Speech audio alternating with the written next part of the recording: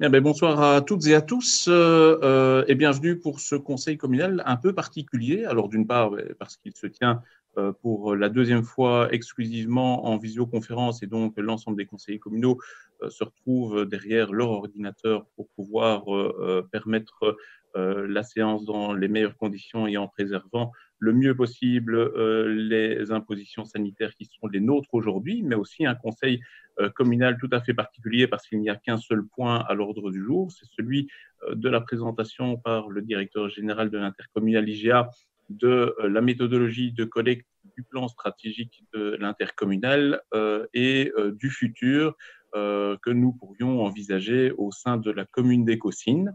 Donc, monsieur le directeur général va pouvoir faire son exposé, à la suite de quoi les échanges seront tout à fait libres et ouverts pour lui poser toutes les questions possibles et imaginables. Et nous aurons, lors du conseil communal du 29 juin, une discussion à avoir et en tout cas une décision à prendre quant au futur de méthodologie de collecte au sein de la commune d'Écosine. Voilà, donc je vais laisser tout de suite la parole à Monsieur de Mortel et l'inviter donc à présenter ce nouveau mode de collecte des déchets qui s'insère dans le plan stratégique de l'intercommunal. Donc, rebonsoir pour ceux que je n'ai pas encore vus ou entendus. Donc, effectivement, je viens vers vous de manière un peu différente par rapport à des communes lambda qui seraient encore aujourd'hui dans un schéma dit historique et pour lequel j'organiserai une rencontre par rapport au nouveau schéma tel qu'il a été approuvé par le conseil d'administration. La commune d'Écosine est dans une situation particulière en ce sens qu'elle a adhéré, je dirais, sur proposition du partenaire des Chans, je dirais, à un schéma de collecte dit conteneurisé.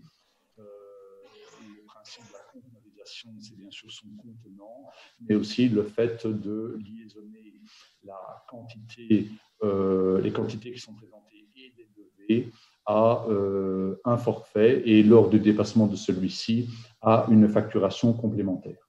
Donc, vous verrez que je reprendrai dans cet exposé un certain nombre d'éléments qui sont parfois bien connus de la commune d'Écosine, mais ça nous permettra d'avancer conjointement.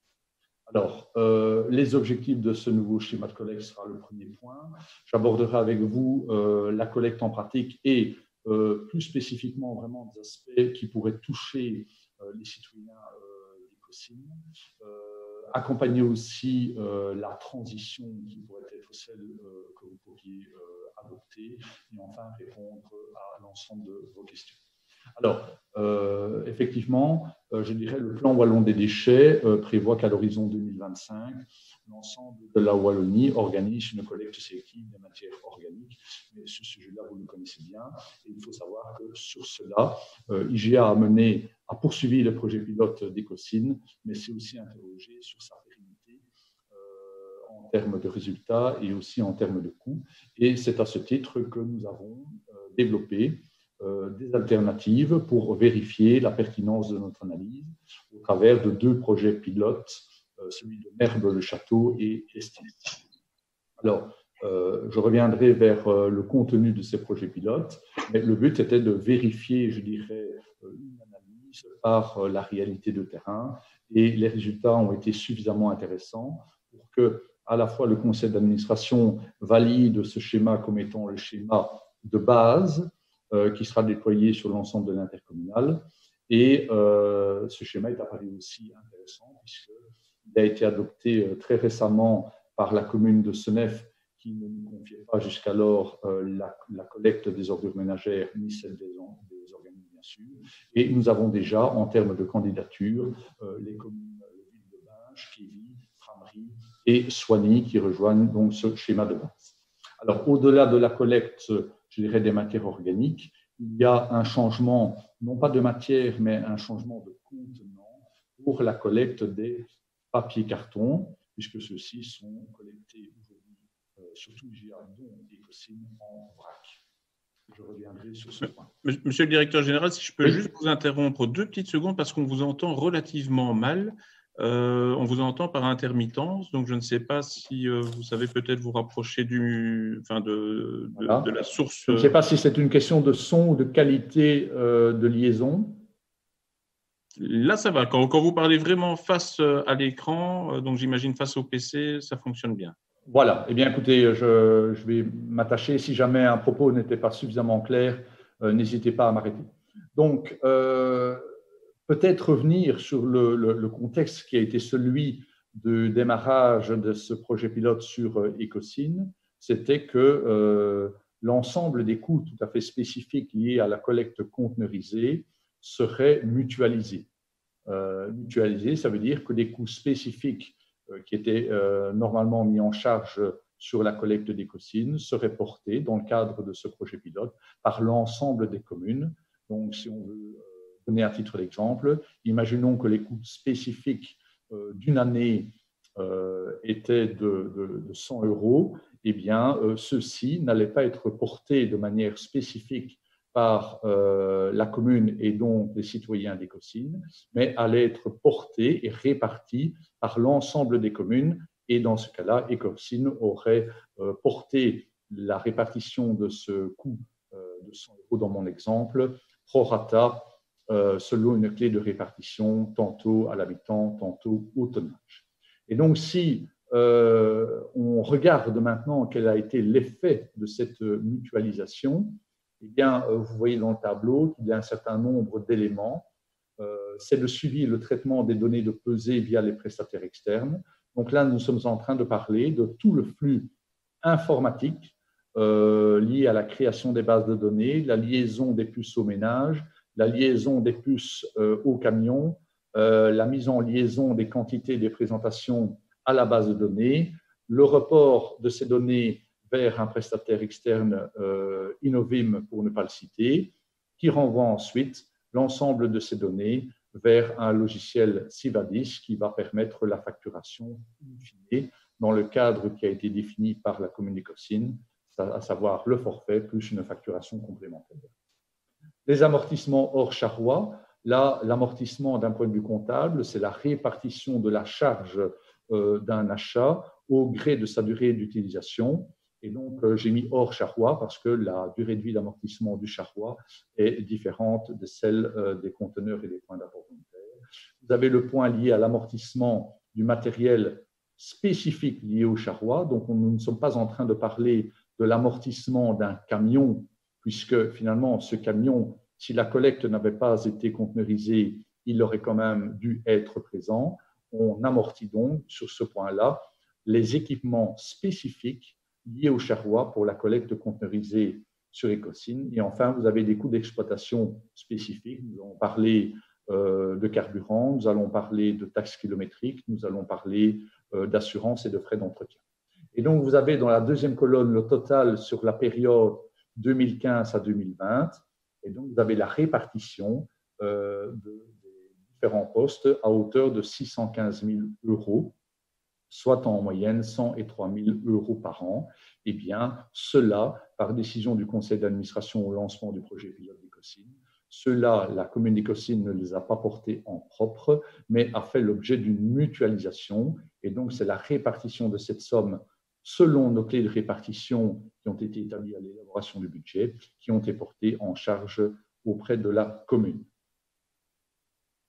Récemment, par la décision de la fixation du schéma de collecte, le conseil d'administration a entériné ce schéma de collecte comme étant le schéma de base, mais il a également, à l'occasion de l'établissement du dernier plan stratégique, aussi souhaité que les clés de répartition soient, je dirais, revues, puisqu'il y avait, on faisait part d'un certain historique, et il a également demandé à ce que les singularités, c'est-à-dire les communes qui développent des éléments tout à fait particuliers par rapport à ce que l'intercommunal et son conseil d'administration ont décidé pour l'ensemble des communes, et bien que ces communes qui développent des singularités eh bien, en portent pleinement la charge.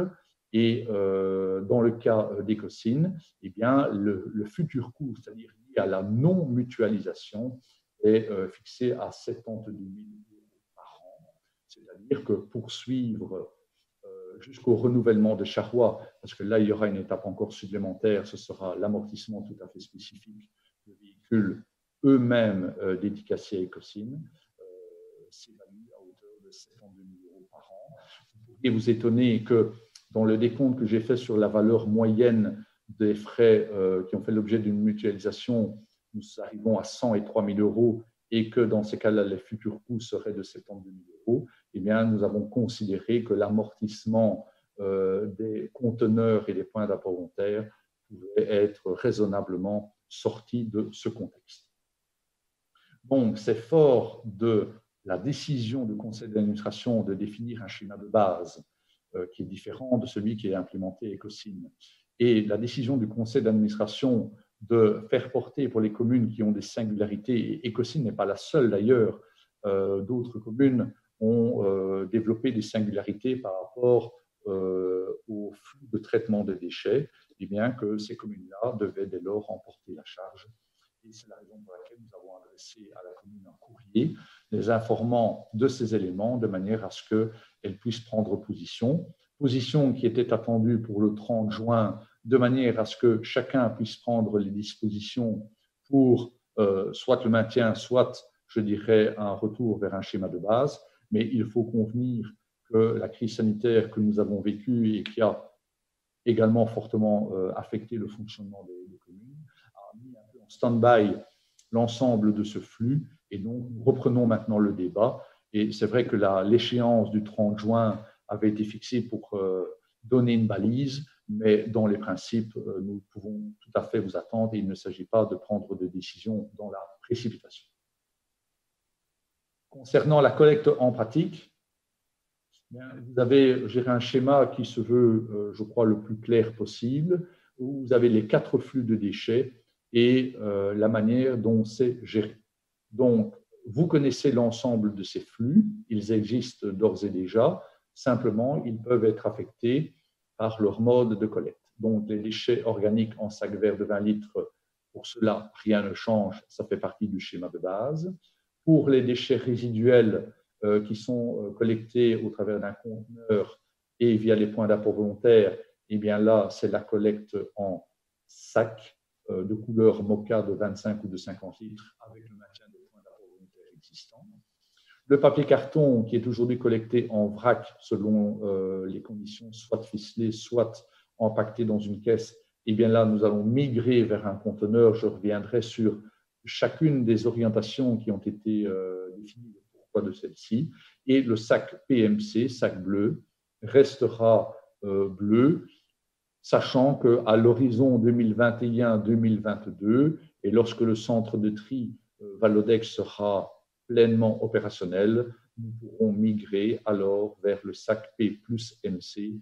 Mais là, je serai plus précis si vous le souhaitez.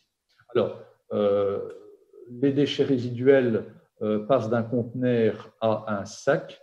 Eh bien, ce qui a guidé notre réflexion, c'est évidemment le coût associé à la collecte conteneurisée. Et vous l'avez vu, cela dans les éléments de mutualisation. La collecte conteneurisée présente un certain nombre d'avantages. Voilà, c'est indéniable, mais présente aussi au moins un inconvénient, c'est le coût de la gestion quotidienne. À la fois les frais d'amortissement, le matériel tout à fait spécifique lors du charroi pour les lève-conteneurs, mais essentiellement toute la partie qui liaisonne, je dirais, le ménage à la puce, à la production des déchets pour alimenter ensuite, je dirais, le volet de facturation.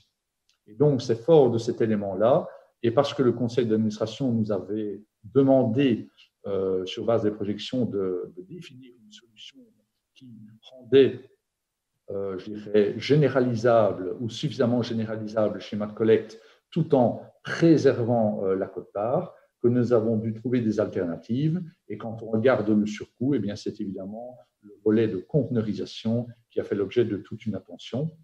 Le papier carton, lui, il a été proposé en conteneur pour 2 raisons. Eh bien, étant donné qu'on nous avait demandé de maintenir ou de maîtriser la quote-part, dès le moment où on induit une collecte sélective, Eh bien, dès lors, il fallait, je dirais, nuancer ou réduire la fréquence des autres collectes. Étant donné que la collecte du papier carton est d'abord le déchet qui est le moins contraignant, puisqu'il ne génère pas de jus ni de processus de fermentation. Et à cause du fait que celui-ci, si on passe à une fréquence réduite, eh bien, les quantités sont multipliées pro rata temporis, eh bien, alors on a voulu s'extraire, je dirais, de la problématique de charge de travail en faisant usage d'un conteneur qui n'est par cohérence évidemment pas pucé et pour lequel il n'y a aucune forme de facturation, qu'elle soit à la présentation en termes de levée ou qu'elle soit en quantité présentée. Le sac bleu, lui, reste à l'identique. Alors, en 2021, en fonction de la décision que vous pourrez prendre, il ne faut pas voir ce basculement comme étant un basculement monolithique. En effet, je dirais, il y a une chose qui est assez simple à mettre en œuvre, c'est le basculement au 1er janvier de la collecte des résiduels en sacs de 25 ou de 50 litres, et ensuite de basculer, et c'est sans doute l'option que nous souhaiterions voir appliquée, de basculer à une date qui, dans la présentation, est fixée au 1er avril. Ce pourrait être à un autre moment, ça c'est vous qui le déciderez en collaboration avec nous, une migration vers la collecte du papier carton en conteneur. Les organiques en sac, vous les avez, les PMC en sac, vous les avez déjà également.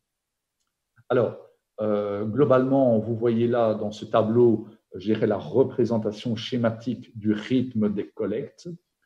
Sur les organiques, vous voyez bien que c'est une collecte hebdomadaire. Elle est hebdomadaire, pourquoi? Parce que les organiques sont par nature les déchets les plus pénalisants à gérer dans la gestion des ménages. Dès le moment où vous avez sorti de vos déchets ordures ménagères brutes les organiques, mais c'est un sujet qui est bien connu sur Ecocine, la collecte des résiduels devient beaucoup moins pénalisante et dès lors, on organise une collecte des résiduels une fois toutes les 2 semaines. Et en cela, je dirais, il n'y a pas de variation sur Ecocine puisque vous êtes déjà habitué à une collecte une fois toutes les 2 semaines. Pour le PMC, la fréquence reste une fois toutes les 2 semaines. Et pour le papier carton, du fait que la collecte est conteneurisée, eh bien, la collecte s'effectue une fois toutes les 4 semaines.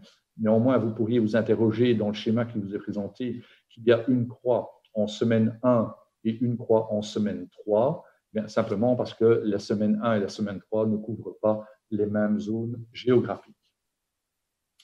Ceci est évidemment mis, bien sûr, sous les réserves, je dirais, de l'opérationnel par rapport au découpage et par rapport au timing de mise en place.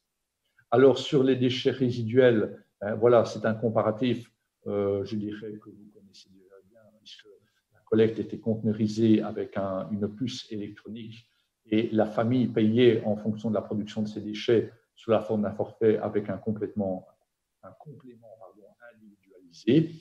Il y avait également un système de verrouillage sur le conteneur. Et bien là, on revient à un sac en polyéthylène. Et je voudrais dire que ce sac, comme celui des organiques, est un sac qui n'est pas biodégradable, puisque nous voulons, en tout cas, le temps de la maturité du marché des sacs biodégradables, revenir vers des sacs qui vont occasionner le moins de désagréments pour les citoyens.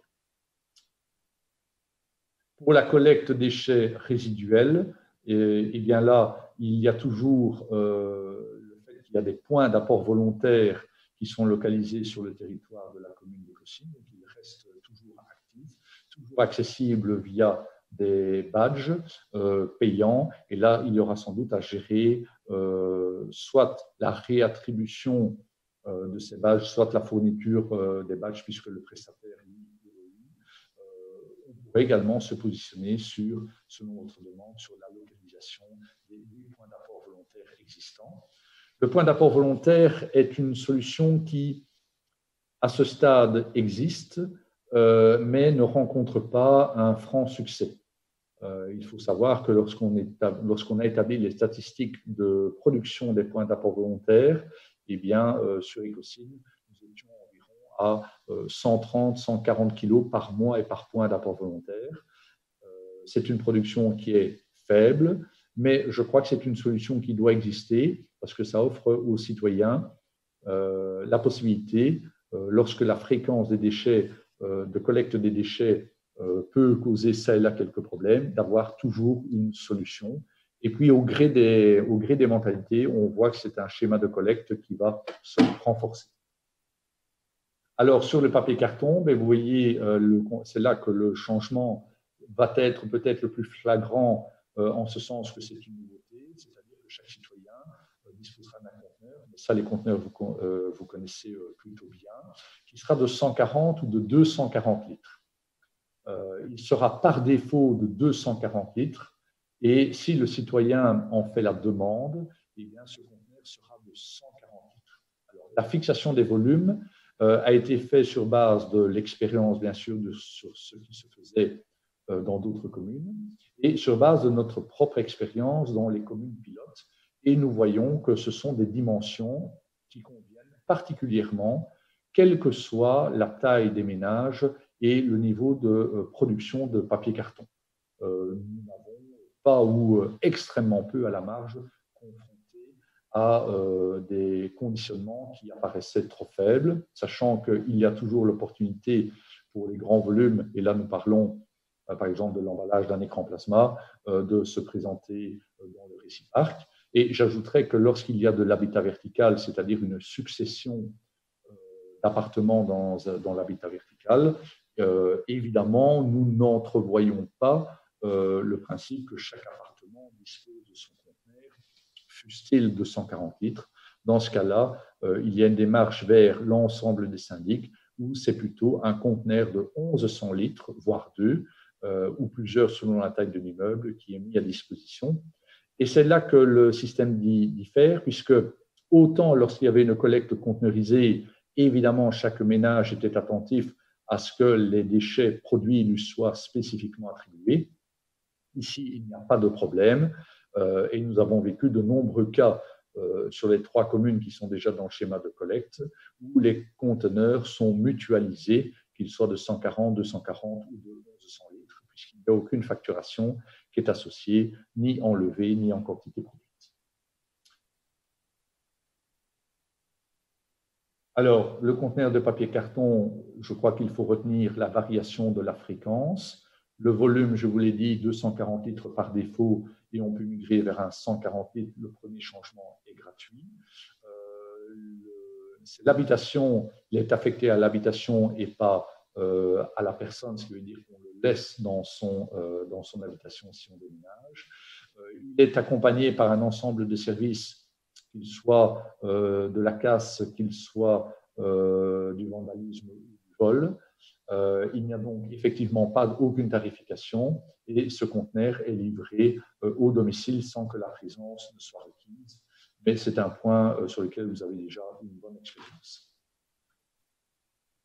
Alors, sur le sac PMC, je dirais que rien ne change jusqu'à l'environ été 2021. Et donc, la grande différence qui surviendra, donc je vous éclaire sur le changement, sachant qu'il n'aura pas lieu avant au mieux l'été 2021, c'est que dans le sac de P plus MC, eh bien, les PMC seront étendus à l'ensemble des emballages rigides et souples qui sont produits par le ménage.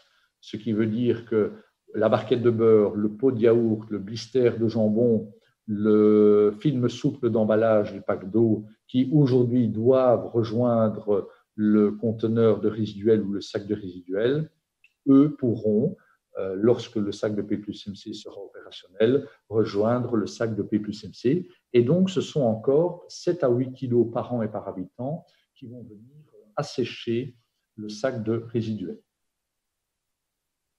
Je vous le disais, pour les immeubles, il y a toujours la possibilité de mutualisation et en fonction de la taille de ces immeubles, on peut même aller jusqu'à la fourniture d'un conteneur de 1100 litres.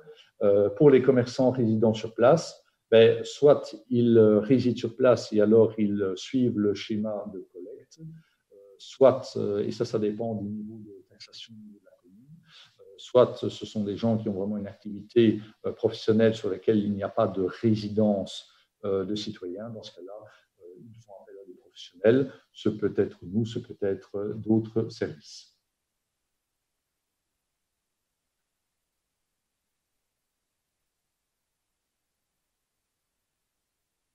Alors voilà, je ne vais pas refaire, je dirais, le listing de ce qui est présenté, mais globalement, l'ensemble de la taxe déchets, parfois, reprend l'ensemble des collectes en porte-à-porte, que ce soit résiduel, organique, PMC et papier-carton. Ça reprend également la gestion des réciparques. Ça reprend, je dirais, l'ensemble des activités de prévention, l'ensemble des frais de traitement des déchets. Et dans le cas d'Ecocine, ça reprend également tout à fait les frais spécifiques liés à la comptabilisation au travers des systèmes informatiques. Et demain, eh bien, je dirais, la taxe des déchets reprendra l'ensemble des éléments, sauf que la collecte conteneurisée pucée deviendra simplement une collecte conteneurisée, mais non pucée pour les papiers cartons. Voilà, j'espère avoir suffisamment clair pour vous éclairer sur ce schéma de collecte et je suis disponible pour tout éclaircissement ou questions complémentaires. Merci, monsieur le directeur général. Alors, il est possible que des questions se posent sur ce que vous avez peut-être déjà dit, mais on a eu des coupures à certains moments. Donc, voilà, certains conseillers n'ont peut-être pas pu entendre la totalité. J'ai vu Véronique Sgalari qui avait levé son doigt. Je t'en prie, Véronique.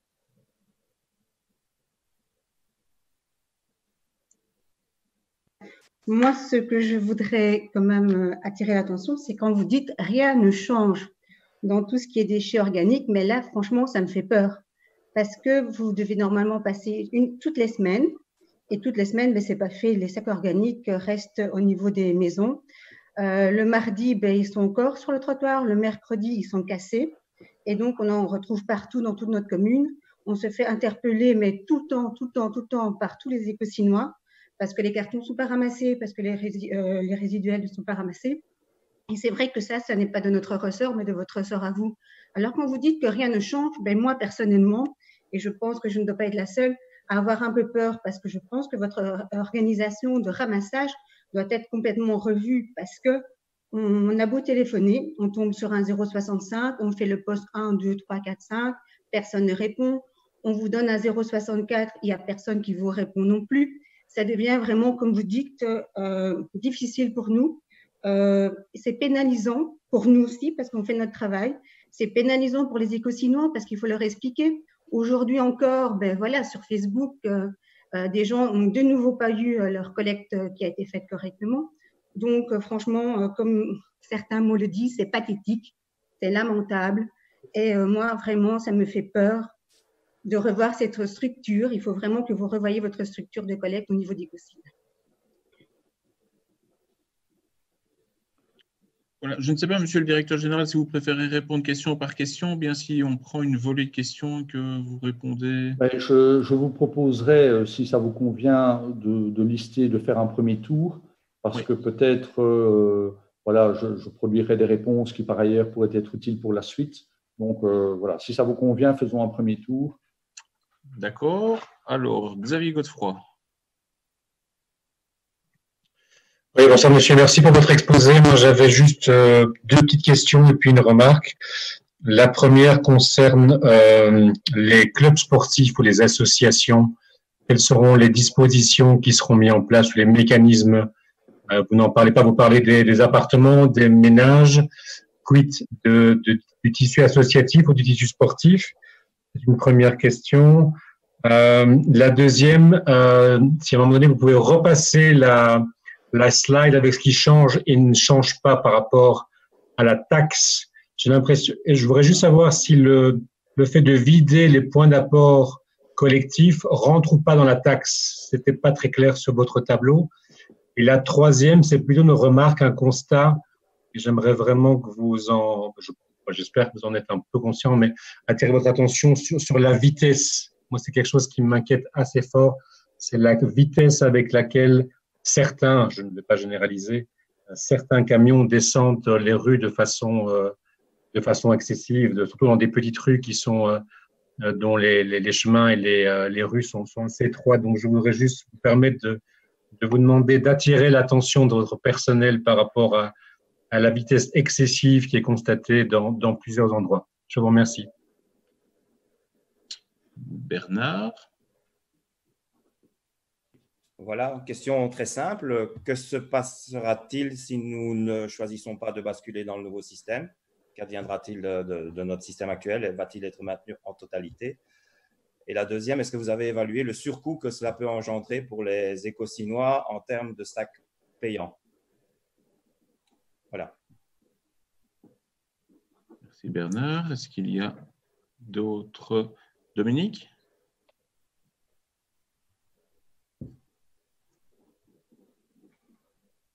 Voilà.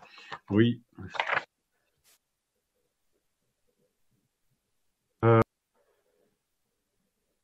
Voilà. Merci pour l'exposé. Il y a quand même des questions qui viennent par rapport au nouveau système qui serait proposé par vos services.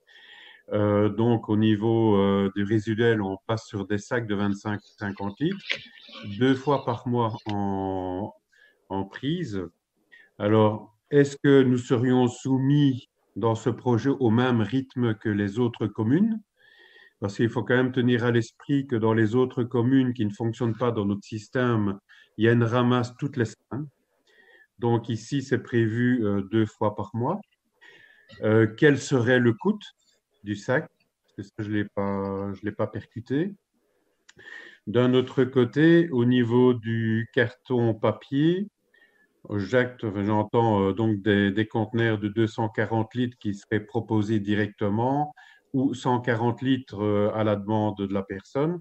Mais est-ce que les réciparques reprendront quand même malgré tout le papier que le citoyen aurait chez lui entre les ramasses à domicile?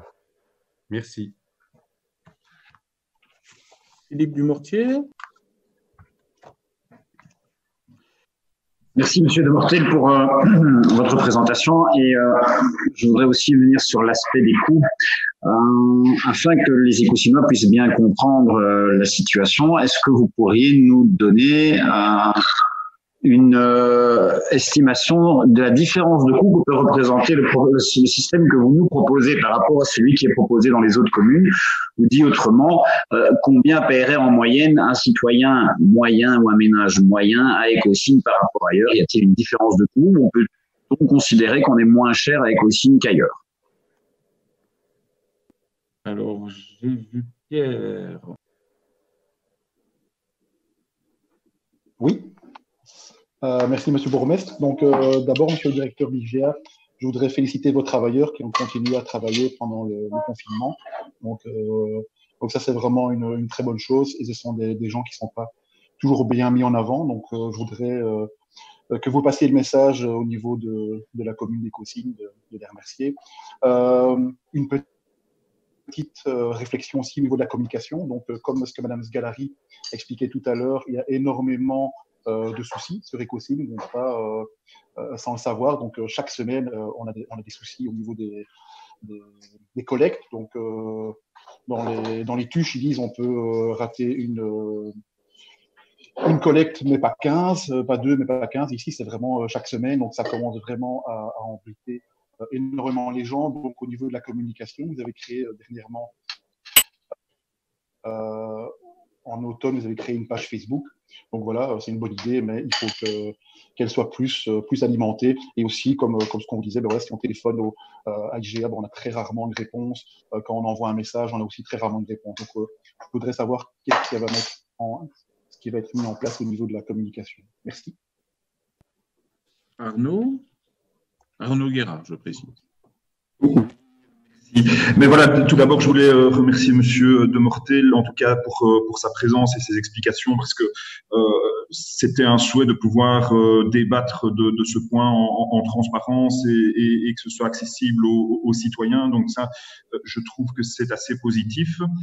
Maintenant, je voulais revenir sur le choix, et j'entends bien que ce n'est pas un choix qui est uniquement dans les mains du directeur général de l'intercommunal d'IGA, mais qui est aussi au niveau du CA, et simplement vous dire que c'est vrai que pour nous, éco-chinois, ce nouveau schéma qui est proposé comme généralisable à l'entièreté de l'intercommunal nous laisse un goût de retour en arrière en matière de développement durable, mais aussi en matière de propreté publique.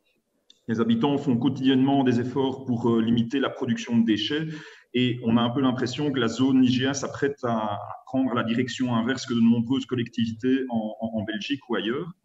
Alors, en effet, le nouveau schéma intègre l'obligation prochaine de collecter séparément les déchets organiques des déchets résiduels. Mais donc, IGA fait en effet le choix de proposer un système au sac sur l'ensemble de la zone, ce qui signifie voilà, un retour pour nous en tant qu'Écosinois à des sacs incinérables, tant pour les résiduels que pour les organiques.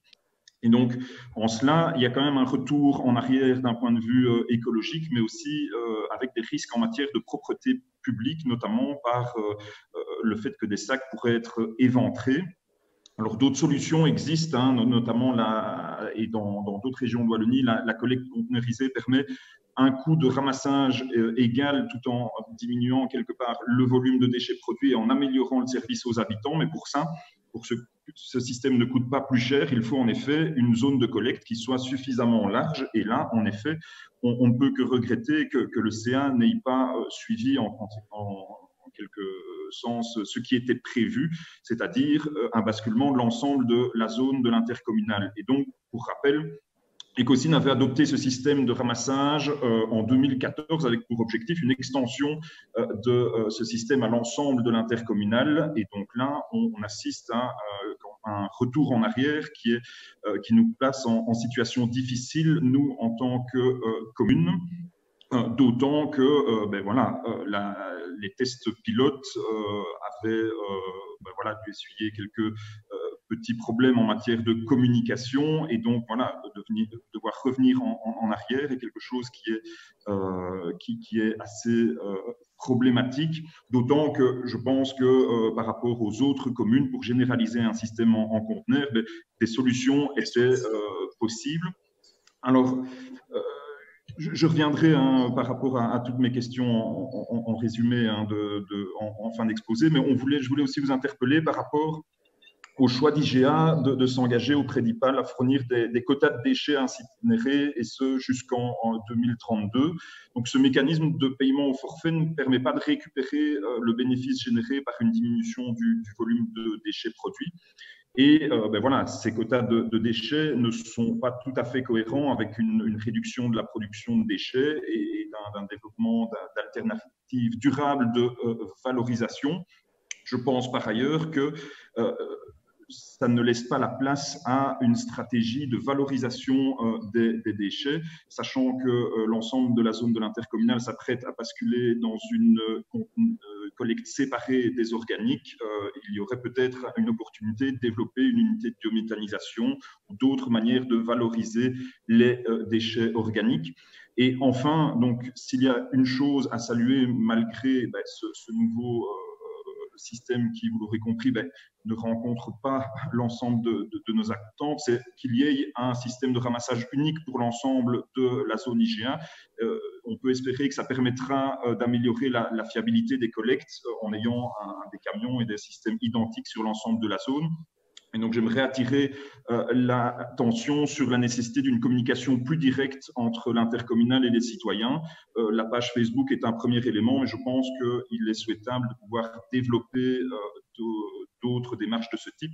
Et donc, en résumé, mes questions sont celles-ci. Comment éviter que ce nouveau système ne génère des problèmes de propreté publique? Ne craignez-vous pas que les quantités de déchets produits repartent à la hausse? L'intercommunal va-t-elle remettre en question le mécanisme de paiement au forfait des déchets à incinérer auprès d'IPAL? Quelles sont les perspectives de mise en place d'unités de valorisation des déchets telles que la biométhanisation par notre intercommunal?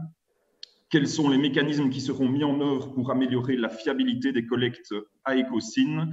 Et comment l'intercommunal envisage-t-elle d'améliorer une meilleure communication entre les citoyens et les services de l'intercommunal? Je vous remercie pour votre attention.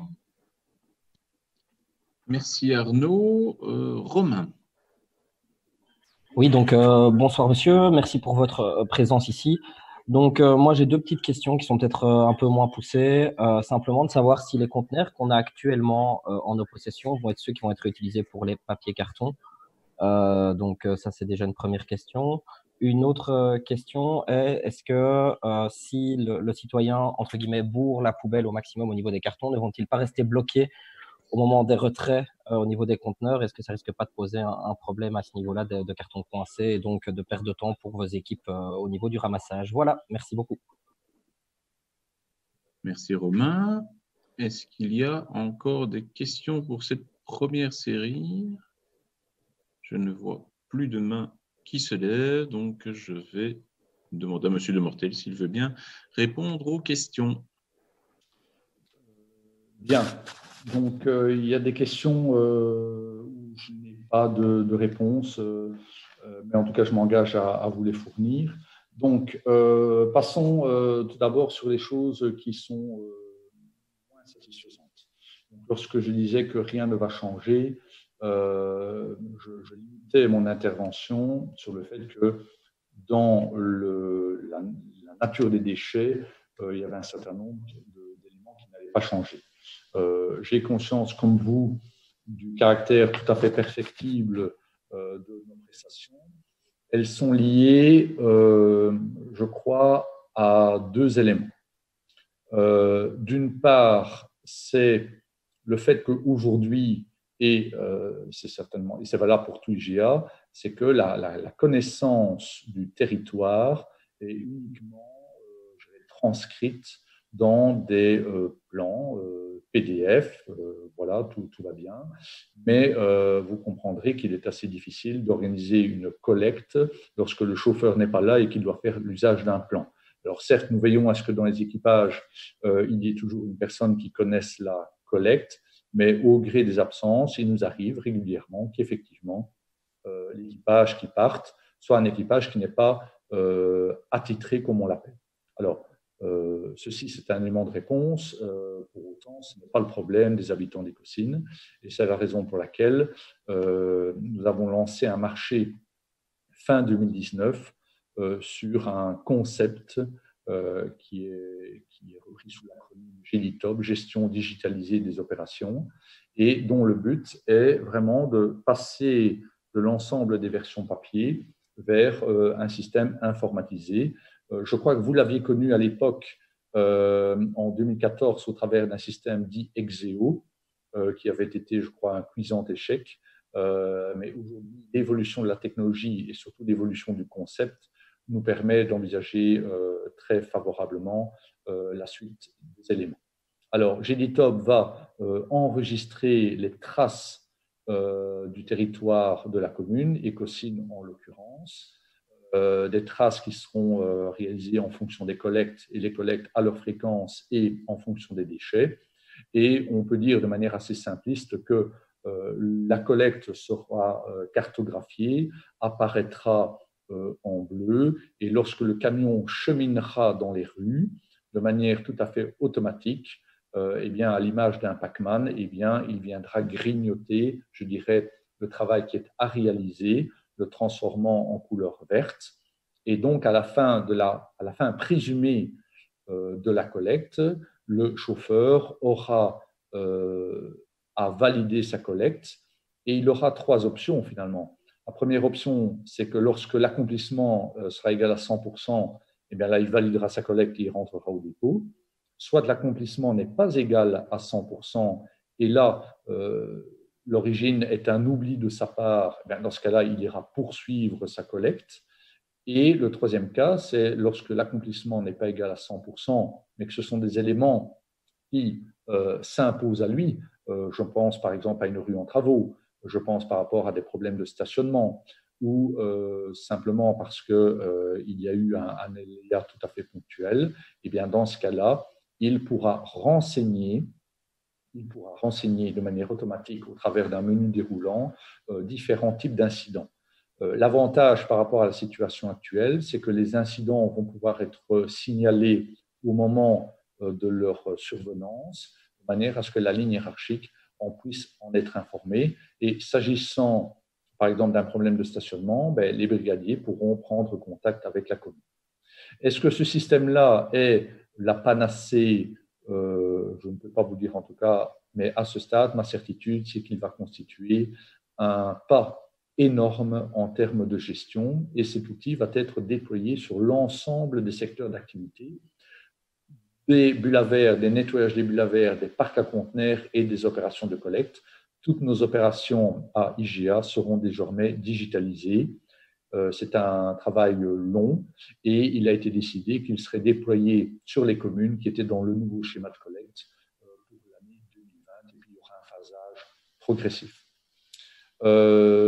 L'autre élément donc le premier élément, c'est bien sûr la connaissance, je dirais, papier, voire orale des choses. L'autre élément, s'agissant singulièrement d'Ecosyn, c'est la spécificité du matériel où les camions que nous mettons en œuvre pour couvrir votre territoire, d'abord, sont peu nombreux et sont munis d'équipements qui présentent eux-mêmes leur taux de fiabilité. Ce qui veut dire que le camion peut être tout à fait en ordre de fonctionnement si à un moment donné le système de communication de la puce, si le système qui est embarqué pour relayer les informations vers la plateforme est défaillant, ou si le système de levage n'a pas eu son contrôle d'étalonnage périodique. Et il faut savoir qu'un étalonnage en Hollande, parce que c'est le seul endroit où nous pouvons le faire, prend 5 jours. Eh bien, ce sont tous des éléments de défaillance qui limitent la disponibilité du matériel et donc les aléas de collecte. Mais je ne crois pas qu'il faille, je dirais, botter en touche et de dire, voilà, c'est parce qu'on n'a pas les papiers, c'est pas parce qu'on n'a pas le matériel. Je crois aussi qu'il y a une culture de la qualité qui doit être renforcée à IGA. Et en cela, la charte du fini-fini, qui consiste à dire dès le moment où le travail est fait, on peut partir, eh bien, elle est délétère tant du point de vue de la sécurité que du point de vue de la qualité du service. Donc, nous avons cette ambition de déployer cet outil de gestion digitalisée pour renforcer la qualité de notre service. Alors, je ne dis pas que je prends les questions dans l'ordre, mais il y a un volet qui est relatif au coût et donc et également à quid s'il y a un non-basculement. Alors, je vais reprendre voilà, le premier tableau ici, qui fait état de quoi? Qui fait état des sommes qui ont été mutualisées et donc qui auraient été normalement à charge de la commune d'Ecosyn pour son propre schéma de collecte. Ce qui veut dire que demain, toutes choses étant égales par ailleurs, et je reviendrai sur cette formulation, la commune d'Ecosyn se verra jusqu'au renouvellement du charroi chargé d'une facture de 72 000 €, qui représente les frais de suivi de traitement de l'ensemble des données, l'amortissement du matériel spécifique au charroi et l'ensemble des coûts d'exploitation spécifiques. Voilà. Maintenant, j'ai utilisé une formule toutes choses étant égales par ailleurs, parce que la quote-part, elle est construite, vous l'avez vu dans le dernier transparent, sur l'ensemble des prestations, qu'elles soient de collecte, mais aussi les bulles à verre, mais aussi les activités de prévention et aussi le réseau des réciparques. Et dans le réseau des réciparques, il y a deux éléments qui influencent le coût des réciparques. C'est bien sûr la quantité des déchets produits, qui est en augmentation de quelques pourcents, mais c'est surtout le prix unitaire du traitement de ces déchets. À titre d'exemple, je voudrais vous dire que, alors que tout le monde pense que le bois qui est déposé dans les réciparques d'IGA constitue forcément une recette, puisque le bois, on peut le valoriser énergétiquement, il faut savoir que ce bois, nous payons.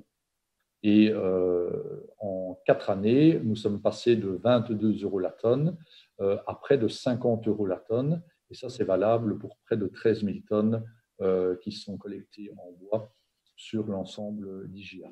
Et donc, il y a ces derniers temps des hausses plutôt importantes, spectaculaires, sur le bois, sur les encombrants non incinérables. Et donc, ce sont aussi des éléments qui affectent la construction de la quote-part.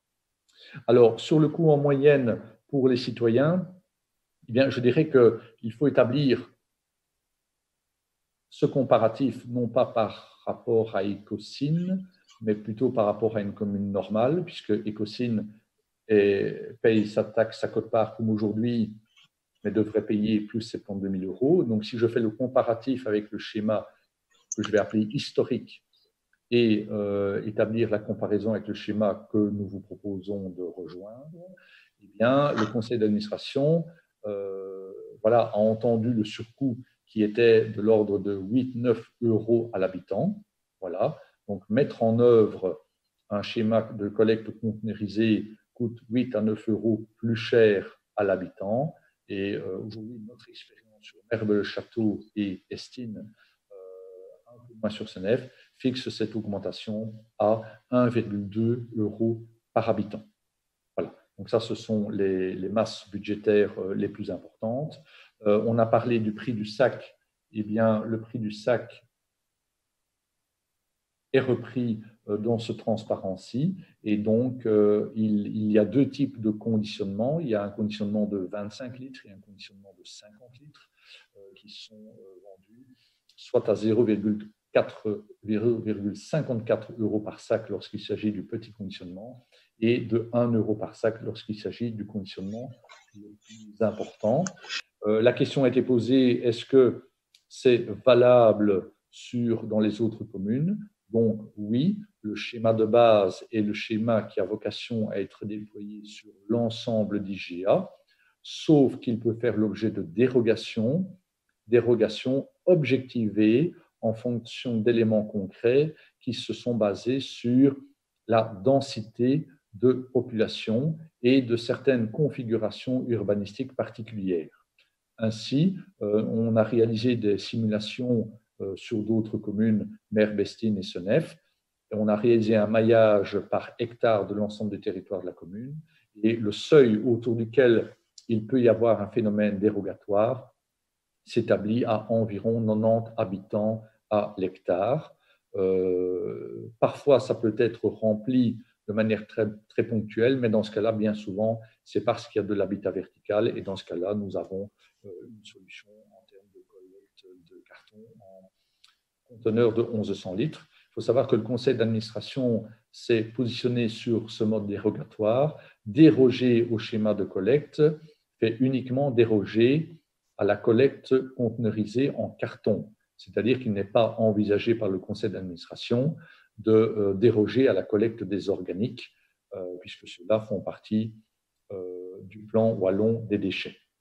Et donc, comme je le disais tout à l'heure, mais j'ai bien compris qu'il y a eu des interruptions, eh bien, les citoyens qui voudraient un petit conteneur, voire même qui ne voudraient pas de conteneur, parce qu'ils décident soit de ne pas produire de papier carton ou parce qu'ils souhaitent privilégier l'accès au réciparc, en ont tout à fait le droit, puisqu'il n'y a aucune espèce de modification du fonctionnement des réciparcs sur les aspects de dépôt du papier carton.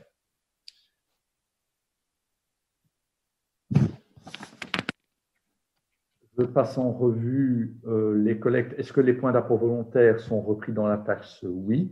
Donc aujourd'hui, ils sont repris. Il y a 8 points d'apport volontaires. Il est admis dans le schéma que l'offre de base était de 1 point d'apport volontaire par 2000 habitants et que si la commune souhaitait aller au-delà, alors ça devenait une singularité qu'elle porterait en propre. Alors, effectivement, je peux comprendre l'ensemble des réflexions par rapport au choix et au sentiment de retour en arrière. Je ne voudrais pas me positionner, parce que c'est sans objet, comme étant le détendeur d'une formule de vérité par rapport à cela. Notre réflexion a été portée par l'exigence du conseil d'administration de maîtriser la quote-part et de maîtriser les coûts. Ces deux éléments sont fortement influencés par, je dirais, la collecte conteneurisée. Et nous avons trouvé cette solution qui produit des résultats intéressants, puisque c'est également une question. Eh bien, on peut voir que lorsque ça a été mis en place sur Estine, Merbe, Senef, nous n'avons pas encore suffisamment de recul, que la production d'organique semble être une forme d'invariant, puisqu'on produit entre 26 et 32 kg par an et par habitant de déchets organiques, et que l'abaissement des déchets organiques est similaire. Je ne vais pas dire qu'il est égal, il est similaire parce que ça dépend d'où vient la commune. l'abaissement ne sera pas le même si on vient d'une production de 163 kg par an et par habitant, comme ce fut le cas à Merbe-le-Château, ou que l'on vient d'une production de l'ordre de 138 kg par an et par habitant, lorsque l'on parle de Senef. Et donc, voilà pourquoi nous avons retenu ce schéma-là, parce qu'il nous semblait aussi avoir la capacité à être déployé de la manière la plus large, puisque le conseil d'administration n'a pas été convaincu par le fait de conteneuriser, les organiques, parfois dans l'habitant dense, ce qui est peut-être moins le cas sur Écosine, mais on pense à des communes comme La Louvière, Mons, Colfontaine, Ouam, Manage, Morlanoué, où là, le principe d'une collecte d'organique en conteneur apparaissait plutôt compliqué. Vous m'avez sollicité sur la production des déchets, je m'en suis expliqué. Sur le forfait d'IPAL, et donc le sujet est un peu technique, je vais essayer de l'éclairer de la manière la plus juste possible. L'intercommunale IGA ne dispose pas d'incinérateur. Et donc, elle a créé une convention avec l'intercommunale IPAL.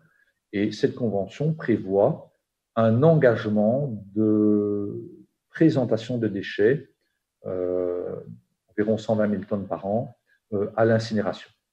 Cet engagement a été un des éléments contractuels pour que l'intercommunale IPAL investisse, puisqu'elle était assurée finalement que cet investissement serait couvert par rapport à des apports de l'intercommunale IGA. Il faut savoir, je serai un peu technique, mais je veux quand même être complet dans la réponse, que ces engagements sont liés à différentes phases de four.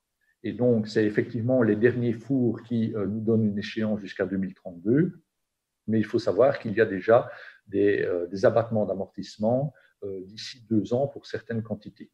Et donc, il y a un élément dans la convention qui dit que l'intercommunal, 24 mois avant l'échéance, doit formuler son positionnement en termes d'apport des déchets de manière à éviter, je dirais, toute pénalité. Alors, la formulation dans le texte fait état de pénalité. Je dirais, il faut reconnaître que si quelqu'un fait un investissement conjointement à vous, eh bien, que des engagements soient formulés et que le non-respect de ces engagements soit transcrit en termes de pénalité. Mais il s'agit en fait de la couverture des coûts fixes qui sont liés au non-apport des quantités, puisque l'incinérateur est alors sous-employé. Donc, pratiquement, pour répondre à cette question, nous n'envisageons pas de pénalité.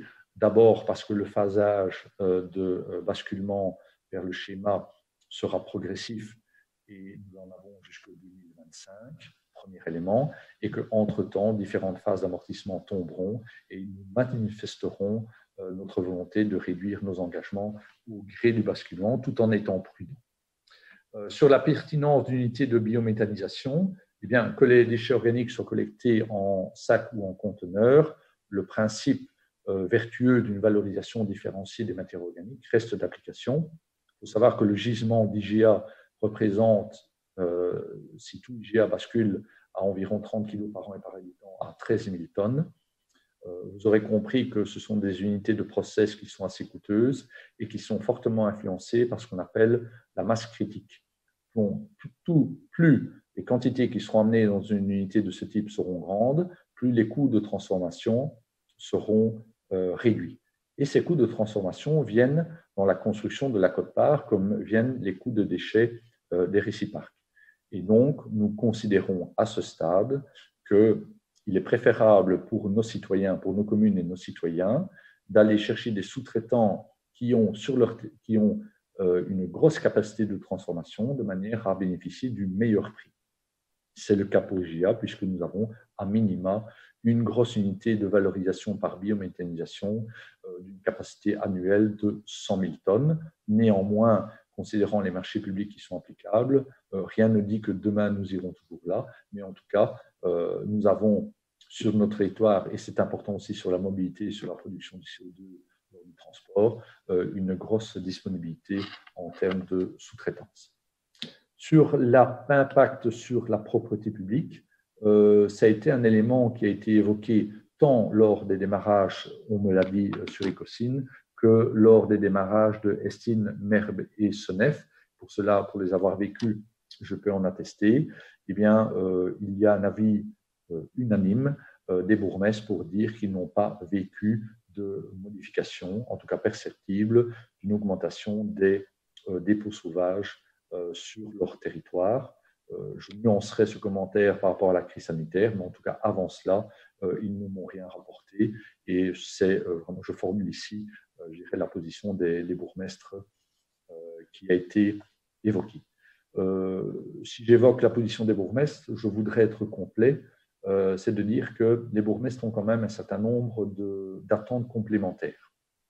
Pour repartir sur le basculement de Senef, eh bien, un élément tout à fait perfectible, c'est dans le basculement, nous avons vécu un sous-investissement des commerçants qui vendaient les sacs.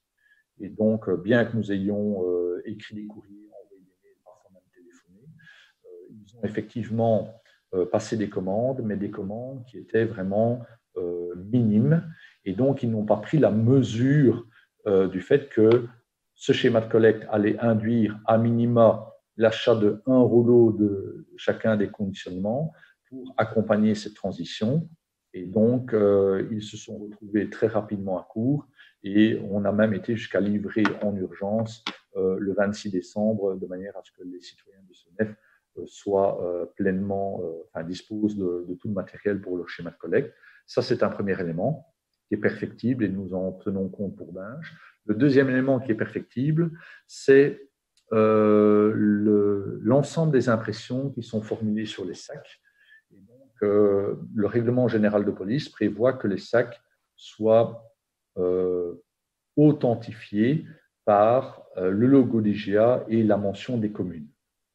Ce qui veut dire que chaque fois qu'une commune bascule du schéma historique vers le nouveau schéma, eh bien, nous devons modifier le cliché des sacs blancs historiques et à chaque fois modifier le cliché des sacs de résiduels et des organiques pour la commune qui nous rejoint.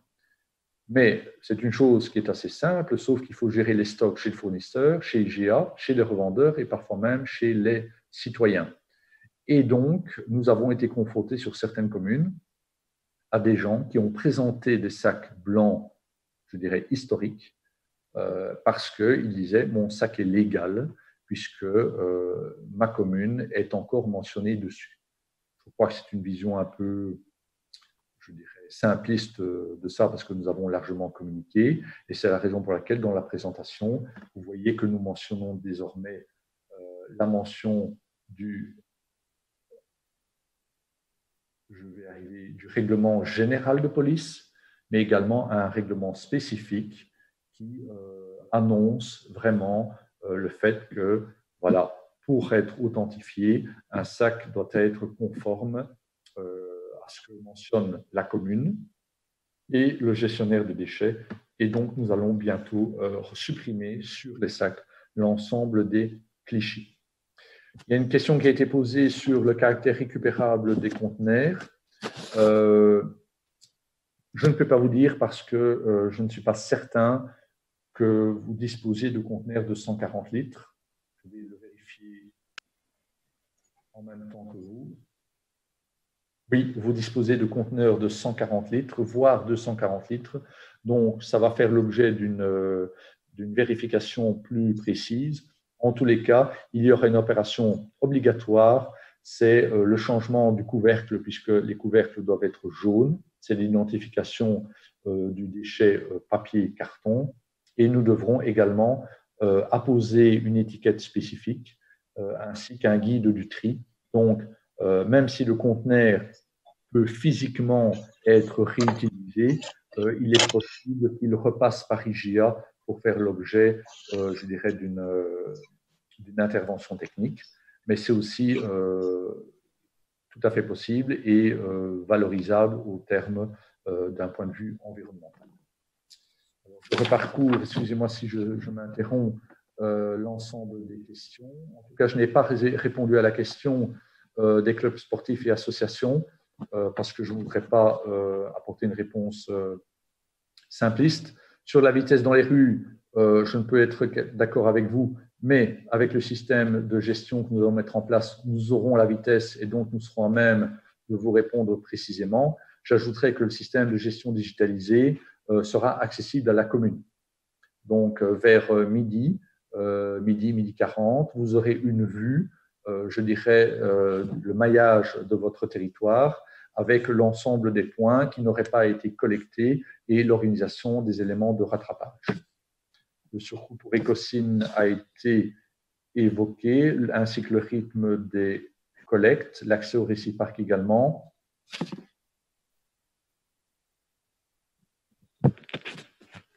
Voilà, sauf erreur de ma part, je crois que j'ai balayé l'ensemble des questions. Et si ce n'était pas le cas, si vous pouviez le mentionner, je serais plus complet. Merci, Monsieur le Directeur Général. Avant de prendre une deuxième volée de questions, moi j'en aurais trois globalement pour vous. Vous avez parlé du système de pilotage des camions et en tout cas de suivi des tournées, et donc j'entends bien que lorsque le camion sera en bout de course, le système pourra lui dire si oui ou non il a terminé sa tournée. Peut-être n'a-t-il plus de place à l'arrière de son camion pour stocker de nouveaux déchets. Donc, dans ce cas-là, est-ce que le camion va néanmoins retourner au centre de tri et en décharge avant de revenir sur la commune d'Ecosyn?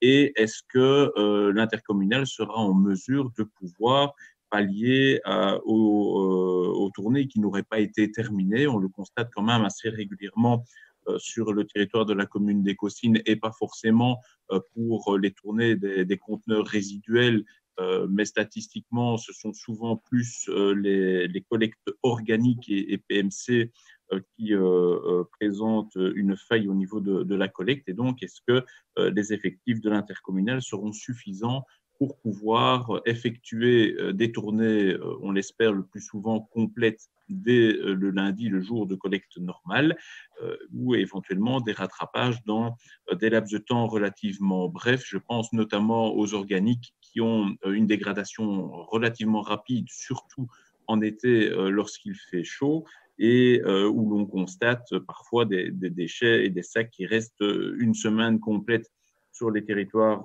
de la commune, avec les dégradations que vous imaginez. Et lorsque les collecteurs doivent prendre ces déchets, il y a le sac dégradé qui jute. Ce n'est pas agréable ni pour eux, ni pour les ouvriers communaux de propreté publique qui vont devoir passer derrière pour nettoyer les rues de la meilleure manière qui soit. En ce qui concerne le conteneur papier-carton, est-ce que vous avez déjà, de par les autres communes qui seraient dans le système, une idée du poids que peut représenter un conteneur, donc un conteneur de 140 litres de carton? Savez-vous déjà aujourd'hui mesurer et dire plus ou moins combien de kilos cela peut représenter? Parce qu'en fonction de ce nombre de kilos, je m'interroge sur les difficultés que les collecteurs pourraient rencontrer dans des voiries qui sont assez surchargées d'un point de vue stationnement et ne permettant pas de passer entre les voitures avec le conteneur. Le soulever semble relativement difficile, et évidemment pour les personnes plus fragiles qui n'auraient pas la force physique de pouvoir porter ce conteneur, notamment dans des habitations avec des escaliers. Aujourd'hui, on sait qu'un conteneur noir représente 6 kilos plus ou moins lorsqu'il est chargé de déchets résiduels. Le papier a une densité un peu plus lourde, et donc je m'interrogeais par rapport à cela. Et alors, ma dernière question également sur le papier-carton. On a constaté, lorsque l'on a mis en place le système de collecte PMC, que petit à petit, on n'a plus accepté le PMC dans les reciparcs. Est-ce qu'il va en être de même pour le papier-carton, et est-ce que la collecte en porte-à-porte sera la seule possibilité pour les citoyens, peut-être à plus long terme, mais d'évacuer leur papier-carton, ou bien auront-ils toujours dans le futur la possibilité de se faire, sachant que c'est une des matières qui permet à l'intercommunal d'engranger du bénéfice, vu que le papier carton est valorisable à ce niveau-là. Voilà, je ne sais pas au niveau des autres conseillers s'il y a des questions. Je vois Arnaud Guérard. Oui, merci. Voilà, juste une réaction par rapport aux réponses qui ont été apportées. Donc, en effet, il y a une notion de coût, mais je pense que, voilà, dans le chef du CA d'IGA, ce qu'il a manqué aussi, c'est une volonté de développement durable. Et ça, je pense qu'il faut pouvoir y consacrer des moyens. Et donc là, on regrette en tout cas qu'il y ait eu un retour en arrière par rapport à quelque part une direction qui avait été donnée à la commune d'Écosine et quelque part un manque de solidarité par rapport à une perspective qui était donnée à un moment et puis qui n'est plus celle que nous devons assumer au lendemain. Ça, c'est un fait, mais il n'y a pas nécessairement de question là derrière. Par ailleurs, il y a vraiment une question au-delà du coût, d'efficience, sachant que nous rencontrons souvent des problématiques de tournée ou de collecte qui ne sont pas effectuées correctement. Et vous l'avez dit, il y a un enjeu technique par rapport aux camions qui sont spécifiques pour les ramassages en conteneurs par rapport au reste. Et donc, un système efficient sur l'ensemble de l'intercommunal, j'en suis convaincu, passe par un même système de ramassage partout sur l'ensemble du territoire. Or là, ce qu'on regrette, c'est que le système qui est choisi ne soit pas celui qui est le plus avantageux en matière de développement durable. Et d'autre part aussi, par rapport aux citoyens, quelque part, la facturation du ramassage au poids, donc avec un conteneur à plus plutôt qu'au volume, a aussi des avantages pour une meilleure justesse et un incitant aux personnes qui font des efforts pour limiter leur quantité de déchets et permet d'ajuster au mieux la tarification pour récompenser les personnes qui font ces efforts, tout en maintenant un mécanisme de solidarité avec une partie forfaitaire. Et enfin, juste une petite précision sur ma question par rapport à la propreté publique.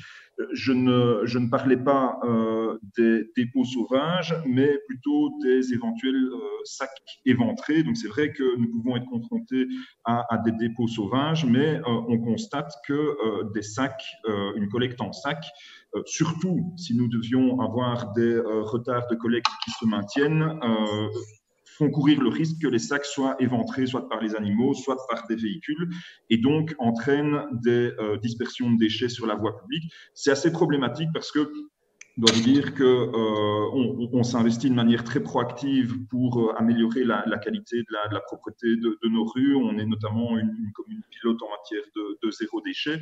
Et quelque part, voir des efforts qui sont réalisés par les citoyens, notamment lors d'actions de ramassage, mis à mal par ce type de problème est assez embêtant. Donc voilà par rapport à notre sentiment de retour en arrière et les quelques précisions que je souhaitais apporter. J'ai vu Michel Montfort.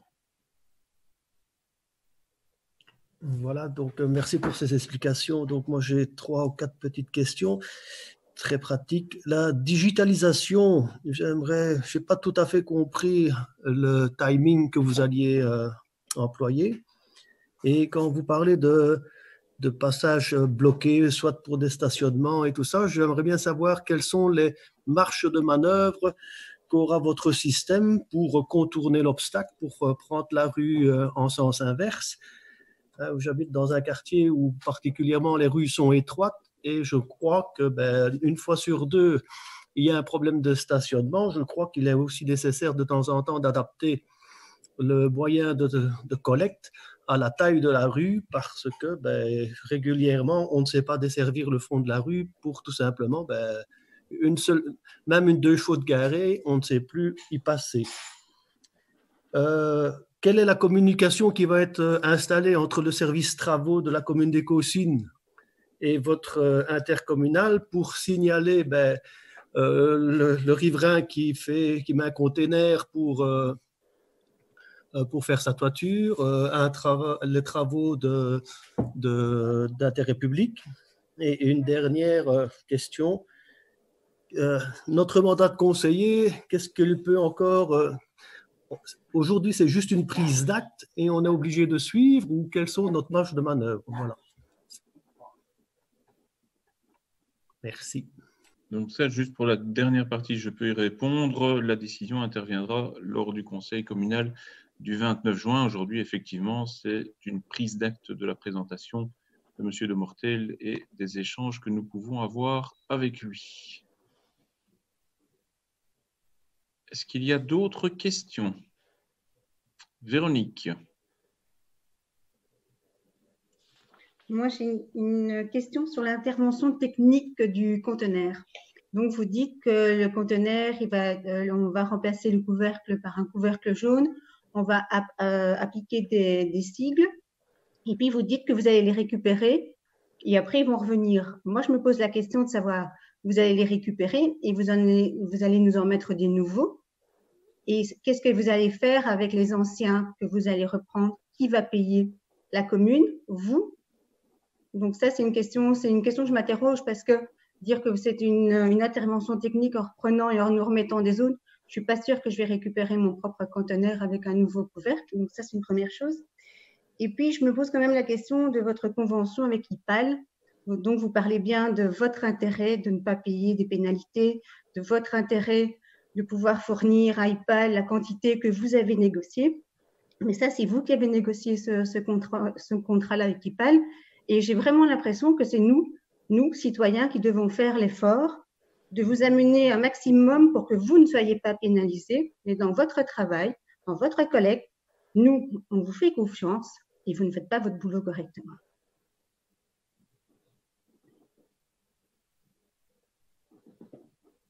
Philippe.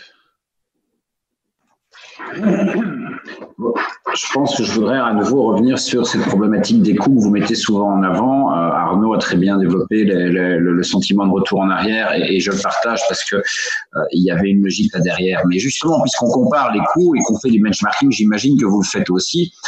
Si on a pu passer en une législature à Charleroi, si je ne m'abuse, dans la région de Charleroi, vers le système avec container à puce, si on le fait, si je ne m'abuse, à Liège ou à Namur, est-ce que vraiment, une fois que ce système est performant et une fois qu'on a évidemment résolu les différents problèmes que vous disiez, c'est-à-dire d'un côté, le problème de la spécificité du matériel, puisqu'à partir du moment où ça devient un matériel qui n'est plus spécifique mais standardisé pour tout le monde, et donc le risque de panne, etc., est amorti par, je dirais, le volume de camions que vous avez. Est-ce que vraiment on aurait une différence de coût à quantité égale, toutes choses étant égales, puis reprendre votre expression? Donc ça, c'est l'aspect maîtrise des coûts d'IGA par rapport aux autres intercommunales qui passent, et je pense que d'une manière générale, c'est un système qui s'est généralisé dans beaucoup de pays aussi avoisinants. Ça, c'est la première chose. La deuxième chose, une précision, vous dites le conteneur que vous proposez pour les papiers cartons ne sera pas pucé et ne sera pas obligatoire. Est-ce que j'en conclus qu'il y a une différence si je choisis, moi, en tant que citoyen, de ne pas prendre de container parce que je vais au Reciparc régulièrement? Est-ce que j'ai une différence de coût? C'est une question très précise.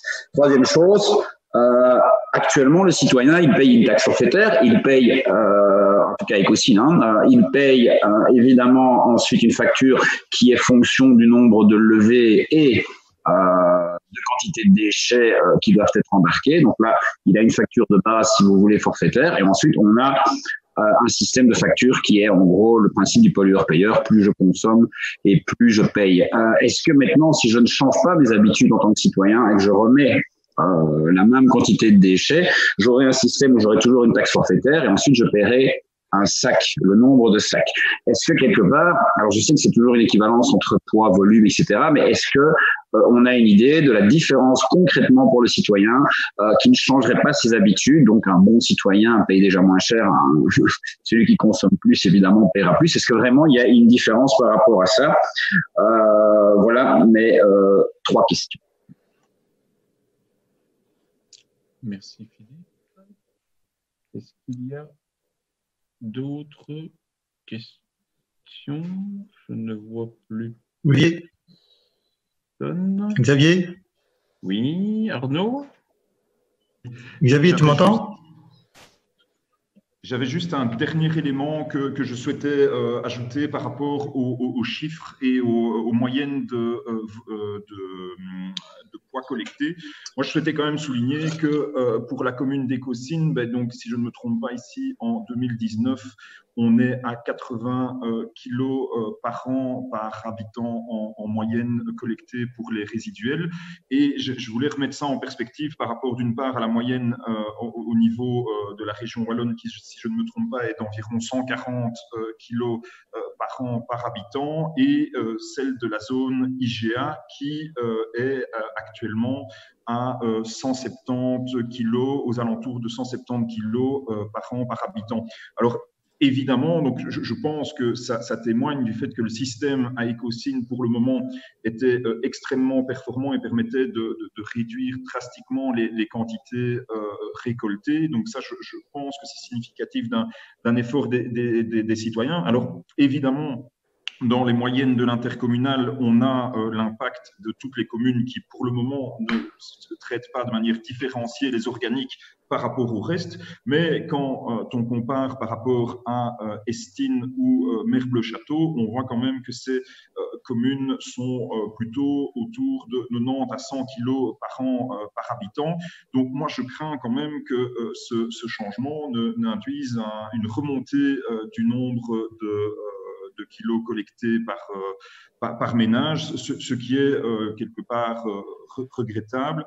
Et voilà, avec une qualité de service qui n'est pas aussi performante d'un point de vue écologique et d'un point de vue du développement durable et de la propreté publique. Donc voilà, je voulais souligner ces chiffres.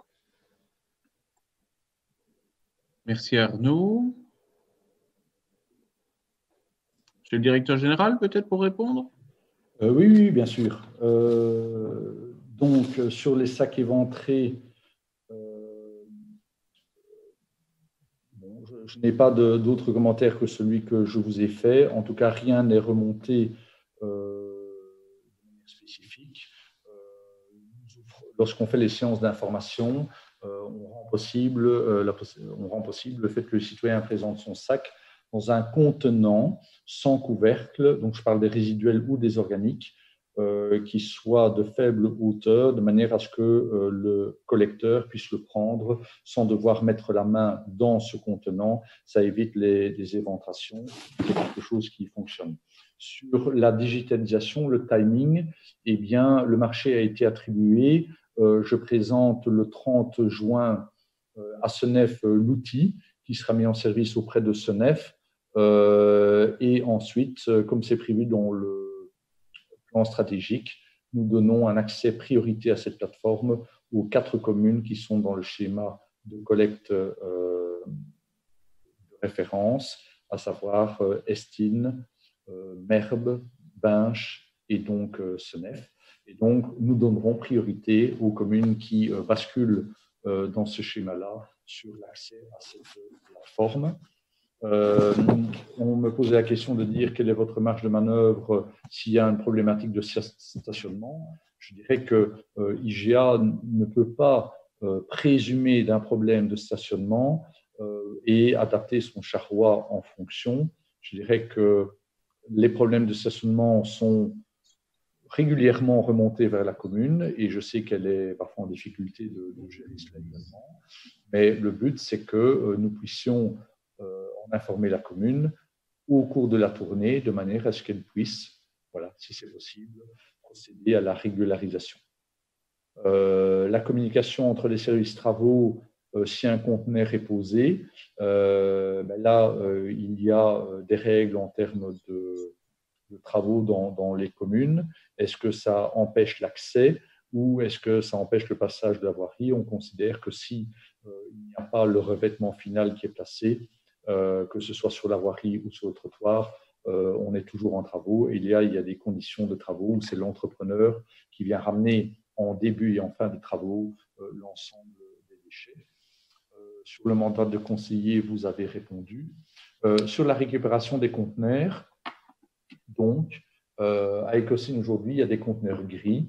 de 40, 140 et de 240 litres qui ont une mention, je dirais, liée à la nature des déchets. Ils ont un couvercle gris et sur le côté, il y a une étiquette qui était une étiquette qui liaisonnait le conteneur au travers du code-barre à la puce. Donc la puce restera sans doute en place parce qu'elle a été protégée, mais nous n'en ferons pas usage. Mais nous devons imposer un autocollant de tri sélectif pour les papiers cartons et nous devons changer la couleur du couvercle.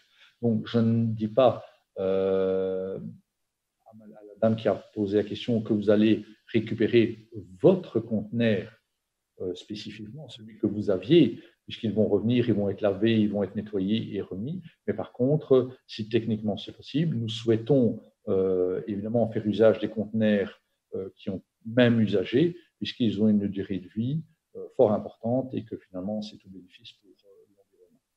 Alors, sur la question de qui a signé la convention, je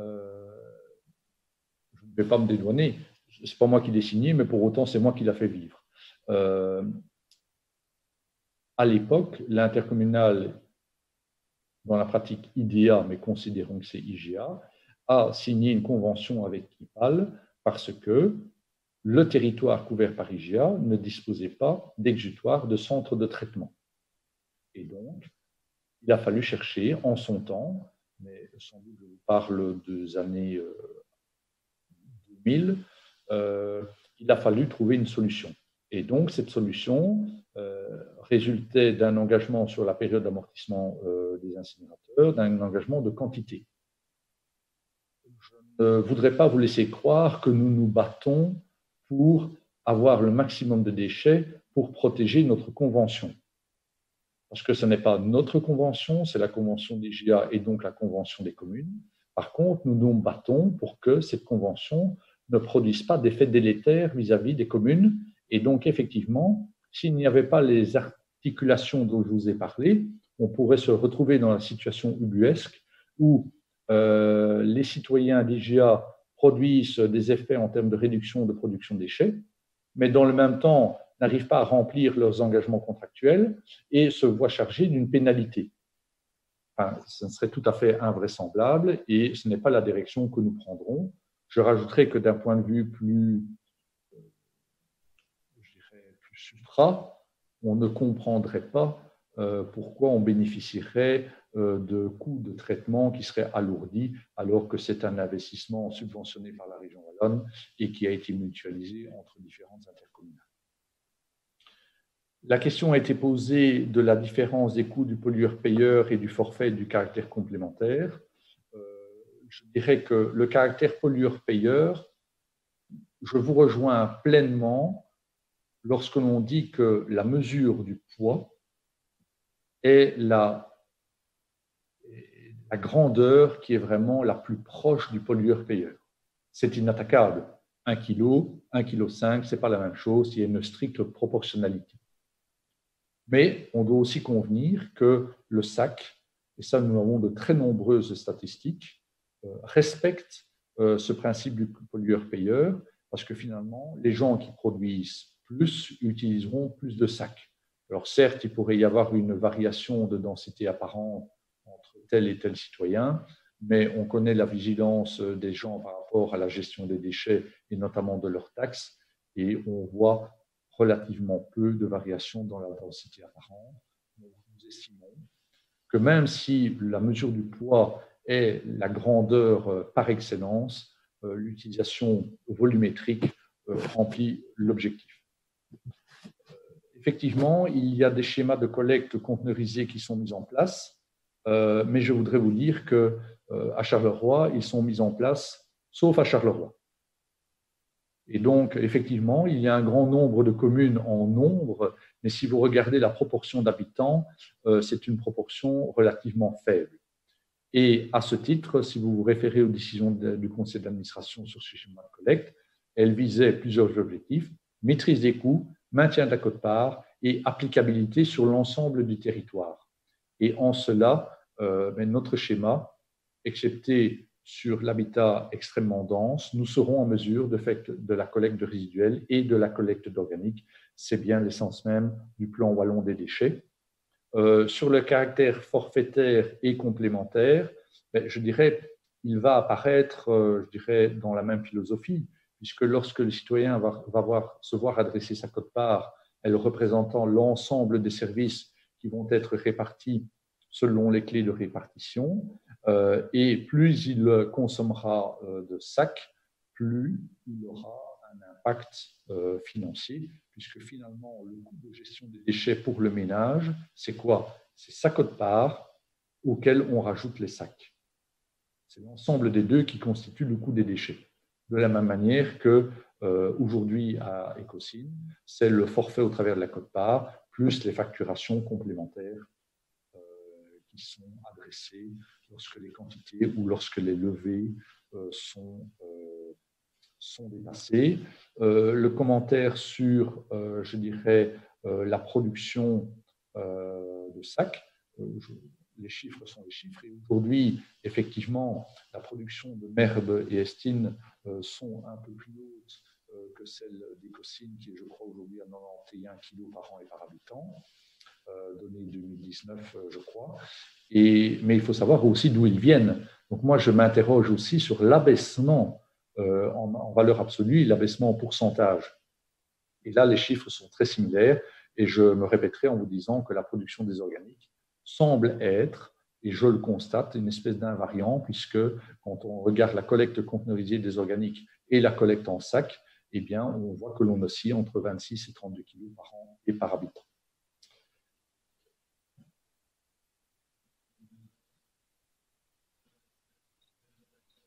Je crois avoir répondu à la deuxième série de questions. Merci, monsieur le directeur général. Alors, je vais tenter une troisième volée s'il y en a. Oui, Xavier. Je pense que… Oui. Xavier, Sébastien. Oui, Sébastien. Tu m'entends? Tu m'entends? Parce que j'ai quelques petites coupures. Oui, on t'entend. Ça va, oui? Voilà. Donc, simplement, je voulais également faire part de notre insatisfaction par rapport au service qui est offert par IGA jusqu'à présent, et m'associer aux remarques qui ont été faites notamment par Pierre Rompato et Véronique. Alors, je voulais poser la question au directeur général d'IGA par rapport aux déclarations qui ont été faites par différentes communes comme Dour, Morlanway ou Cargnon, qui ont menacé de quitter l'intercommunal eu égard au service qui était offert. Et je voulais savoir si plusieurs communes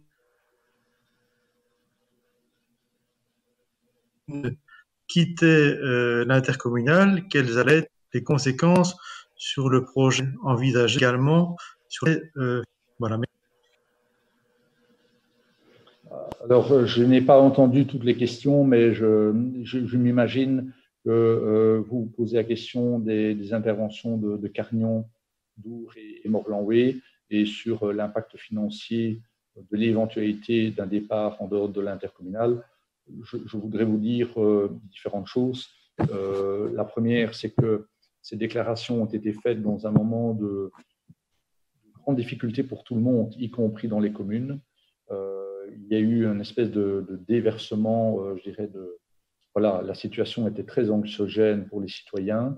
Et donc, nous avons dû faire face, je dirais, à des augmentations de quantité vraiment très importantes. Et en cela, je vais reprendre… Nous ne vous entendons plus, monsieur le directeur général. Un instant, je vais reprendre un support que j'ai utilisé par ailleurs.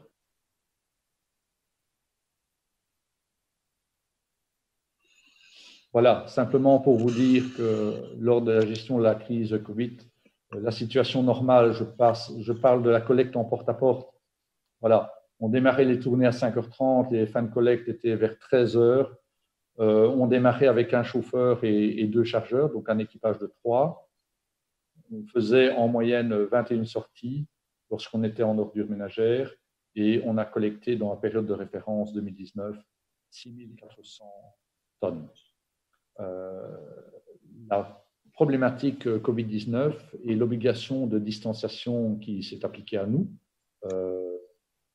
a fait qu'on a dû lancer des collectes à 5h30, 10h30, 12h30. Ça s'est terminé parfois jusqu'à 19h. On a jonglé avec, pour essayer de maximiser nos ressources en louant des taxis ou en demandant aux gens de se déplacer sur les collectes. Mais là où nous sortions 21 camions, nous en avons finalement sorti en moyenne 39. Et là où nous avions collecté dans la période de référence 6400 tonnes, nous avons été en chercher 7100.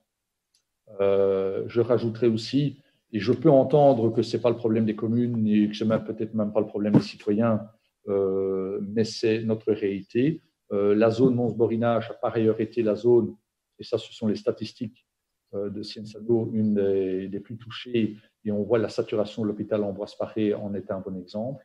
Donc je dirais qu'effectivement, ce sont des éléments qui ont rendu extrêmement épidermique la gestion des déchets.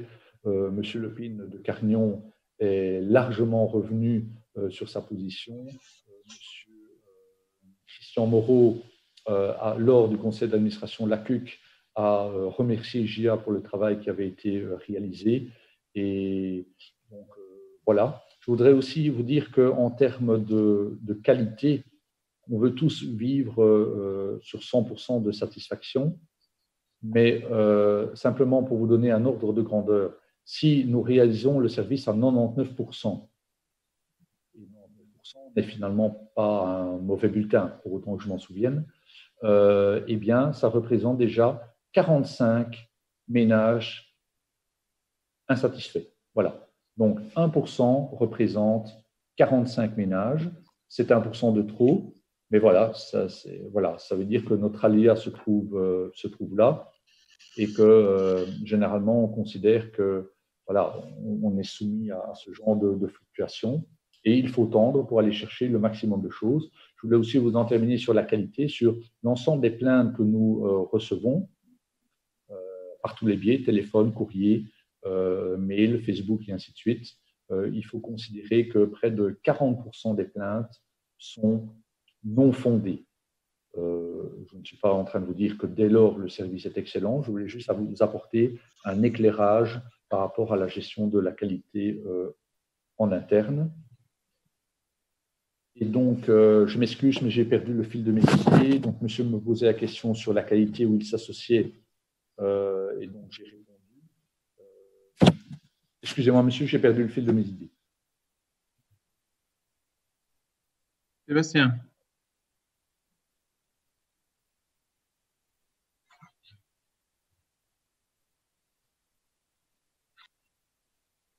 Oui, voilà, ça y est. Et donc, la problématique était celle de l'abandon, le fait de quitter IGA.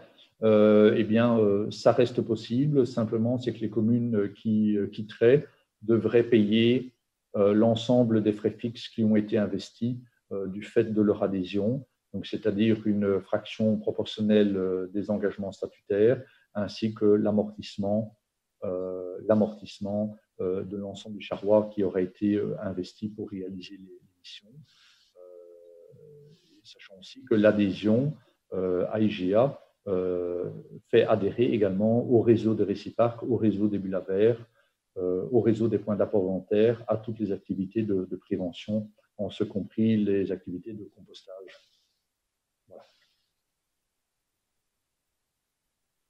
Merci, monsieur le directeur général, pour ces précisions. Alors, est-ce que Philippe Dumortier? Je pense qu'il est clair, vous avez quand même bien résumé la situation, c'est qu'à un moment donné, il y a une perception. Je pense qu'on s'accorde tous à dire qu'il y a un certain niveau d'insatisfaction et que donc il y a des choses à améliorer. Le débat est éminemment passionné dès qu'on parle de vous, enfin pas de vous, monsieur Demortier de Médigéa, et on sait tous bien que si Ecosyn a montré l'exemple sur la possibilité de faire un effort, d'autres communes n'ont pas suivi, c'est donc une décision politique. Et ça nous ramène à une décision de 2000, parce que maintenant le débat va être facile. La semaine prochaine, Ecosyn devra se positionner et il sera excessivement simple d'avoir une position qui consistera à dire, moi, je suis contre tout ce qui viendra d'IGA, sans même savoir pourquoi. Cette décision, elle date de 2000, elle nous a engagés. Ce n'est pas nous, ce n'est pas vous, hein, vous l'avez dit, ce n'est pas les citoyens actuels, mais c'est une réalité. Croire que demain, parce qu'Ecosyn va s'opposer à tout, tout va changer, c'est faux. Je pense que vous venez de le dire, oui, il y aurait une conséquence juridique énorme, une conséquence financière énorme si demain une commune voulait mettre ces menaces à exécution, parce que c'est facile de dire je veux plus être avec vous. Maintenant, c'est pas un simple mariage. Et donc, vous dites qu'il y aura des conséquences qui sont donc de payer les frais fixes qui ont été convenus dans les années 2000. Est-ce que vous avez une idée pour la commune d'Ecosyn concrètement, parce que ça le citoyen doit le savoir, ce que ça pourrait coûter en paiement pour Ecosyn si demain Ecosyn voulait rejoindre les menaces faites par d'autres, mais qu'on voit qu'effectivement ils ne sont pas prêts à mettre à exécution. Le citoyen, c'est important qu'il puisse le comprendre, cet héritage du passé. Je ne peux pas répondre, et vraiment, si j'avais la réponse, je vous la donnerais d'office. Je ne peux pas vous répondre parce que je ne connais pas ce chiffre. Je sais qu'il est d'une autre ampleur que les 72 000 euros dont nous venons de parler. Je voudrais aussi vous donner un exemple. Voilà, une exception n'a pas vocation à être généralisée. SENEF, qui nous confiait la collecte sélective en PMC, papier-carton, et qui confiait la collecte des ordures ménagères à un opérateur privé, a décidé de nous rejoindre. Voilà. Pas le sentiment que les gens de SENEF ne regardent pas leurs chiffres. Et je crois que je me permets de croire que c'est le sens de nos propositions qui les a convaincus. Et il y avait aussi un autre élément qui les a convaincus, parce que finalement, c'est l'euro qui souvent guide nos décisions. C'est qu'il y a eu un phénomène de regroupement des acteurs privés dans le secteur des déchets. Et aujourd'hui, vous avez Shanks, vous avez Vaned et vous avez Dufour. Et j'ai travaillé 22 ans dans le privé. Je peux vous dire que je sais comment ça marche quand on remet des remises de prix.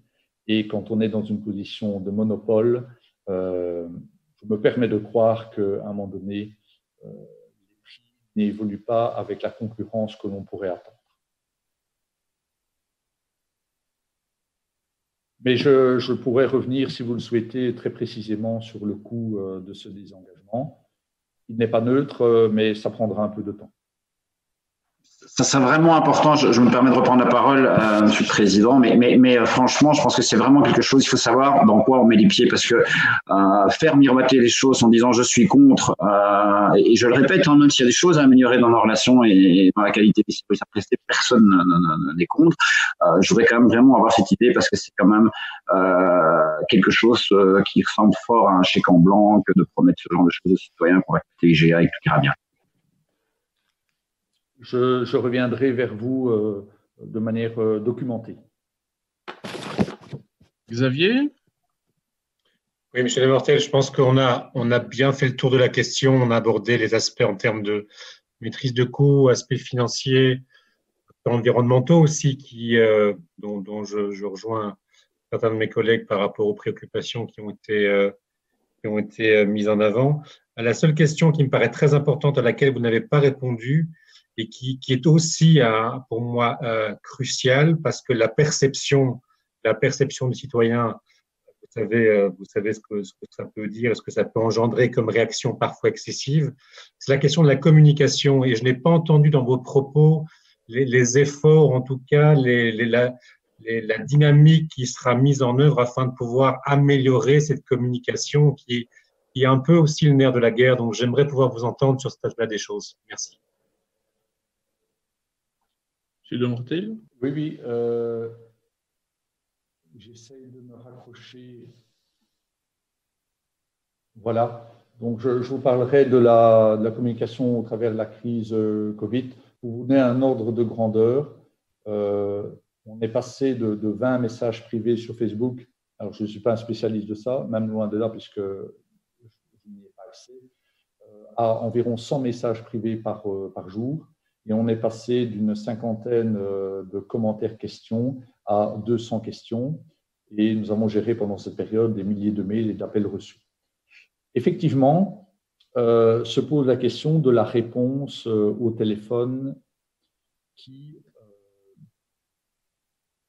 est problématique, puisque les gens nous téléphonent dans un laps de temps relativement restreint. Et dès lors, si on voulait assurer de pouvoir répondre à tout le monde, on devrait avoir une espèce de déploiement de ressources humaines dont on ne saurait que faire entre 8h et 10h et dont on ne saurait que faire après midi. Parce que c'est vraiment là que tout se positionne. Je crois que la solution, elle viendra d'abord par l'amélioration de notre qualité. Ce que nous ne faisons pas aujourd'hui, mais c'est un choix parce que ça monopolise beaucoup de ressources et donc des coûts, c'est que lorsque nous prenons une plainte, elle est enregistrée, documentée, c'est comme ça qu'on peut vous donner les statistiques sur Ecosyn, en tout cas toutes celles que nous recevons, et elle s'est transférée au département collecte qui la prend en charge, mais nous ne revenons pas, c'est vrai, et c'est une partie du problème, nous ne revenons pas vers la personne en leur disant « écoutez, voilà ce qui va se passer ». Et c'est l'objectif notamment du système qui sera partagé avec la commune, c'est que la commune aura accès vers 12h40 à la cartographie de son territoire, où elle verra pour la collecte considérée ce qui devait être fait, ce qui a été fait, et déjà, elle verra visuellement que ce qui n'a pas été fait est déjà, c'est ce que j'espère, déjà pris en compte. C'est un élément de la communication, mais je ne suis pas tout à fait prêt à croire que nous devons répondre à toutes les sollicitations par Facebook, parce que je trouve qu'on y voit des choses fort intéressantes lorsqu'il s'agit de mobiliser des gens pour une cause vertueuse. Je crois aussi que c'est le réceptacle du déversement d'une forme de, dire de haine, mais en tout cas de ressenti qu'on dirige vers IGA ou vers d'autres, parce que finalement, on ne les voit pas et ça permet de se faire plaisir. Donc voilà, on veut se concentrer sur notre travail, avoir une page Facebook interactive, la plus documentée possible, avoir un site Internet qui a été maintenant mis en mode responsive pour être consulté sur les tablettes. Mais je crois que la solution passera non pas par rapport à la gestion des non-conformités, mais par rapport à l'abaissement de celles-ci.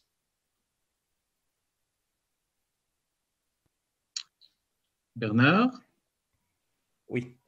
Donc, Monsieur de Mortel, quand je vous entends dire que la majorité des plaintes sont non fondées, je pense que vous êtes quand même quelque part un peu déconnecté du terrain, parce qu'aller dire ça, par exemple, aux gens qui habitent la rue de l'Escaille et qui voient une semaine sur deux leur collecte non effectuée, ce n'est pas normal. Et en termes de communication, ce n'est pas en leur disant qu'il faut adopter une pool que vous allez résoudre tous leurs problèmes.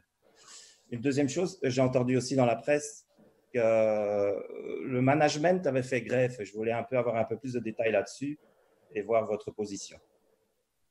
Merci.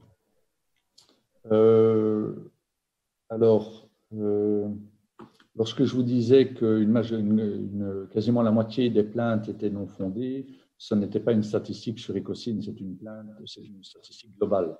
Donc, nous enregistrons toutes les plaintes et elles sont dites non fondées lorsqu'on nous demande de passer pour un déchet alors que ce n'est pas le jour de passage, lorsqu'on nous demande de retirer un sac alors qu'il est noir, alors qu'il devrait être blanc au logo d'IGA. On la considère non fondée lorsqu'on conteste le non-ramassage parce que dans les PMC, il y avait des intrus.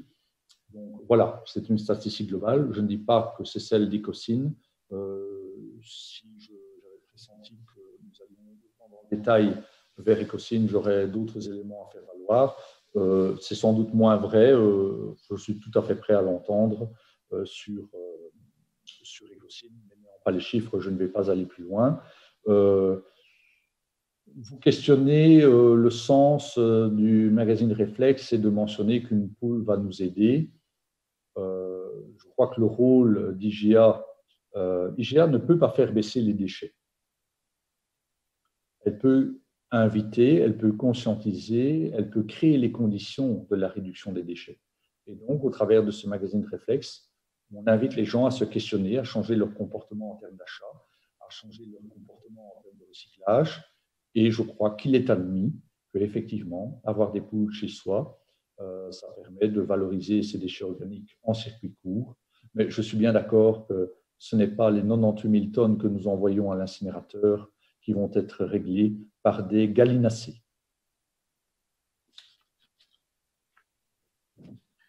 Et la grève du management?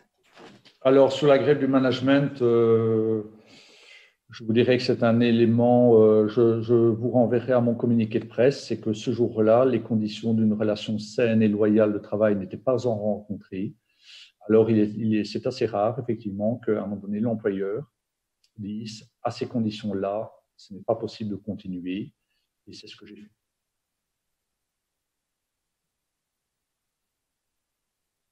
Merci.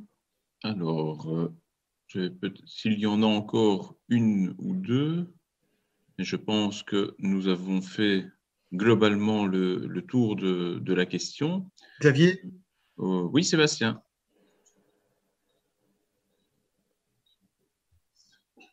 Xavier?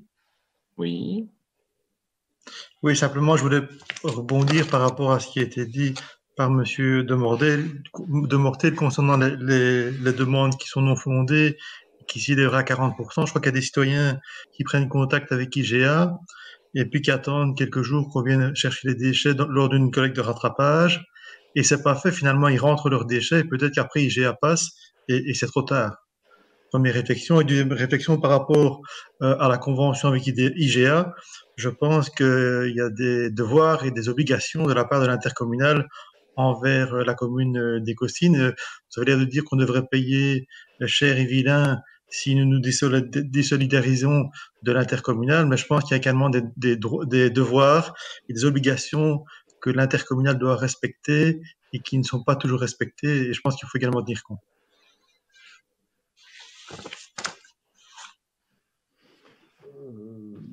Vous ne formuliez pas de questions, néanmoins je vais faire un commentaire. Donc sur les droits et devoirs, je suis d'accord avec vous. Sur les plaintes, une statistique, je ne vous parle même pas des plaintes voilà, où nous allons et finalement on ne voit rien. C'est juste basé sur l'analyse, je dirais, au travers du contact téléphonique ou par mail. Quand quelqu'un nous dit vous n'êtes pas passé chercher mes PMC et que nous devons dire, écoutez, madame ou monsieur, ce n'est pas cette semaine, c'est la semaine prochaine, là, nous la considérons comme non fondée. Voilà, mais je vous propose de ne... Je réitère mon commentaire sur le fait que cette statistique ne vise pas à me dédouaner, c'est juste une statistique. Et je vous dirais même que si on devait tirer, et je l'ai déjà fait, le ratio nombre de plaintes par rapport au nombre de prestations, on est dans un taux extrêmement faible, puisque le nombre de prestations, c'est le nombre d'habitants divisé par 2,4, ça fait le nombre de ménages, et ensuite vous multipliez ça par 52, et rien qu'en OM, vous avez le nombre de gestes réalisés pour nos travailleurs. Mais, je dirais, ça c'est des données, je dirais, qui m'intéressent, parce que le chiffre est faible. Pourquoi? Parce qu'il y a une série de gens qui ne déposent pas leurs plaintes, et donc ça masque un petit peu l'effet. Néanmoins, voilà, il y a un service qui est perfectible et on veut s'engager à le faire, mais je voudrais dire que 1% pour Écossynes, ça représente 45 maisons. Voilà. On doit faire au mieux, mais il n'en demeurera pas moins que nous sommes dans ces ordres de grandeur. J'ai encore vu Philippe Dumortier, et sauf si quelqu'un d'autre demande, ce sera la dernière question. Je t'en prie, Philippe.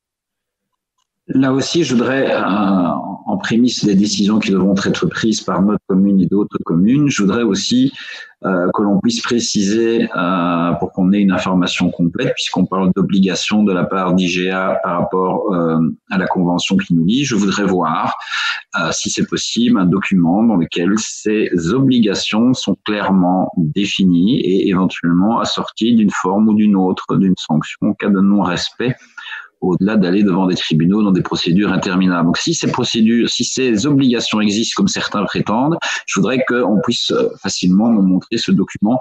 Ça permettrait de montrer que les choses sont peut-être pas aussi évidentes que ce qu'on vient de dire dans le débat il y a 2 minutes. Nos obligations, elles sont reprises dans nos statuts et dans l'adhésion des communes aux différents secteurs d'activité. Et donc, c'est là que l'obligation se construit, puisque si une commune adhère au secteur d'activité collecte sélective, dès lors, elle est en droit d'attendre de nous que le schéma de collecte sélective soit déployé. S'agissant du schéma de collecte sélective, la définition de son cadre est défini par l'obligataire de reprise FOSPLUS. Voilà. Et donc, c'est au travers des statuts et de l'adhésion aux différents secteurs d'activité que c'est repris. Le statut ne prévoit pas de pénalité. Voilà. Bien, merci en tout cas, Monsieur le Directeur Général, pour votre présence et votre participation à ce conseil communal avec des échanges qui ont été assez nombreux, fournis. Nous avons pu débattre pendant à peu près 2 heures et je pense que l'ensemble des membres du conseil communal ont pu être éclairés par votre analyse et votre expertise du domaine pour pouvoir prendre une décision dans 2 semaines, donc le 29 juin, quant au futur des mécanismes de collecte au sein de la commune d'Écossynes, en ayant vraiment tous les éléments en main et le temps nécessaire pour pouvoir mûrir la réflexion et prendre la décision qui sera, nous l'espérons bien entendu, la meilleure pour les habitants de la commune d'Écossynes. Je vous remercie à toutes et tous d'avoir participé à cette séance, au public de nous avoir regardé. Je vous donne donc rendez-vous le 29 juin prochain à partir de 19h30 pour notre prochain conseil communal. Bonne soirée à tous. Voilà, je voudrais vous remercier déjà pour ce débat qui a été nourri mais toujours respectueux. Et effectivement, j'ai pu apprendre que la dimension des déchets était très prégnante auprès des citoyens, mais aussi des élus locaux. Donc voilà, merci pour ces échanges et j'ai en tout cas un élément sur lequel je dois revenir vers vous de manière plus factuelle. Merci, bonne soirée. Merci.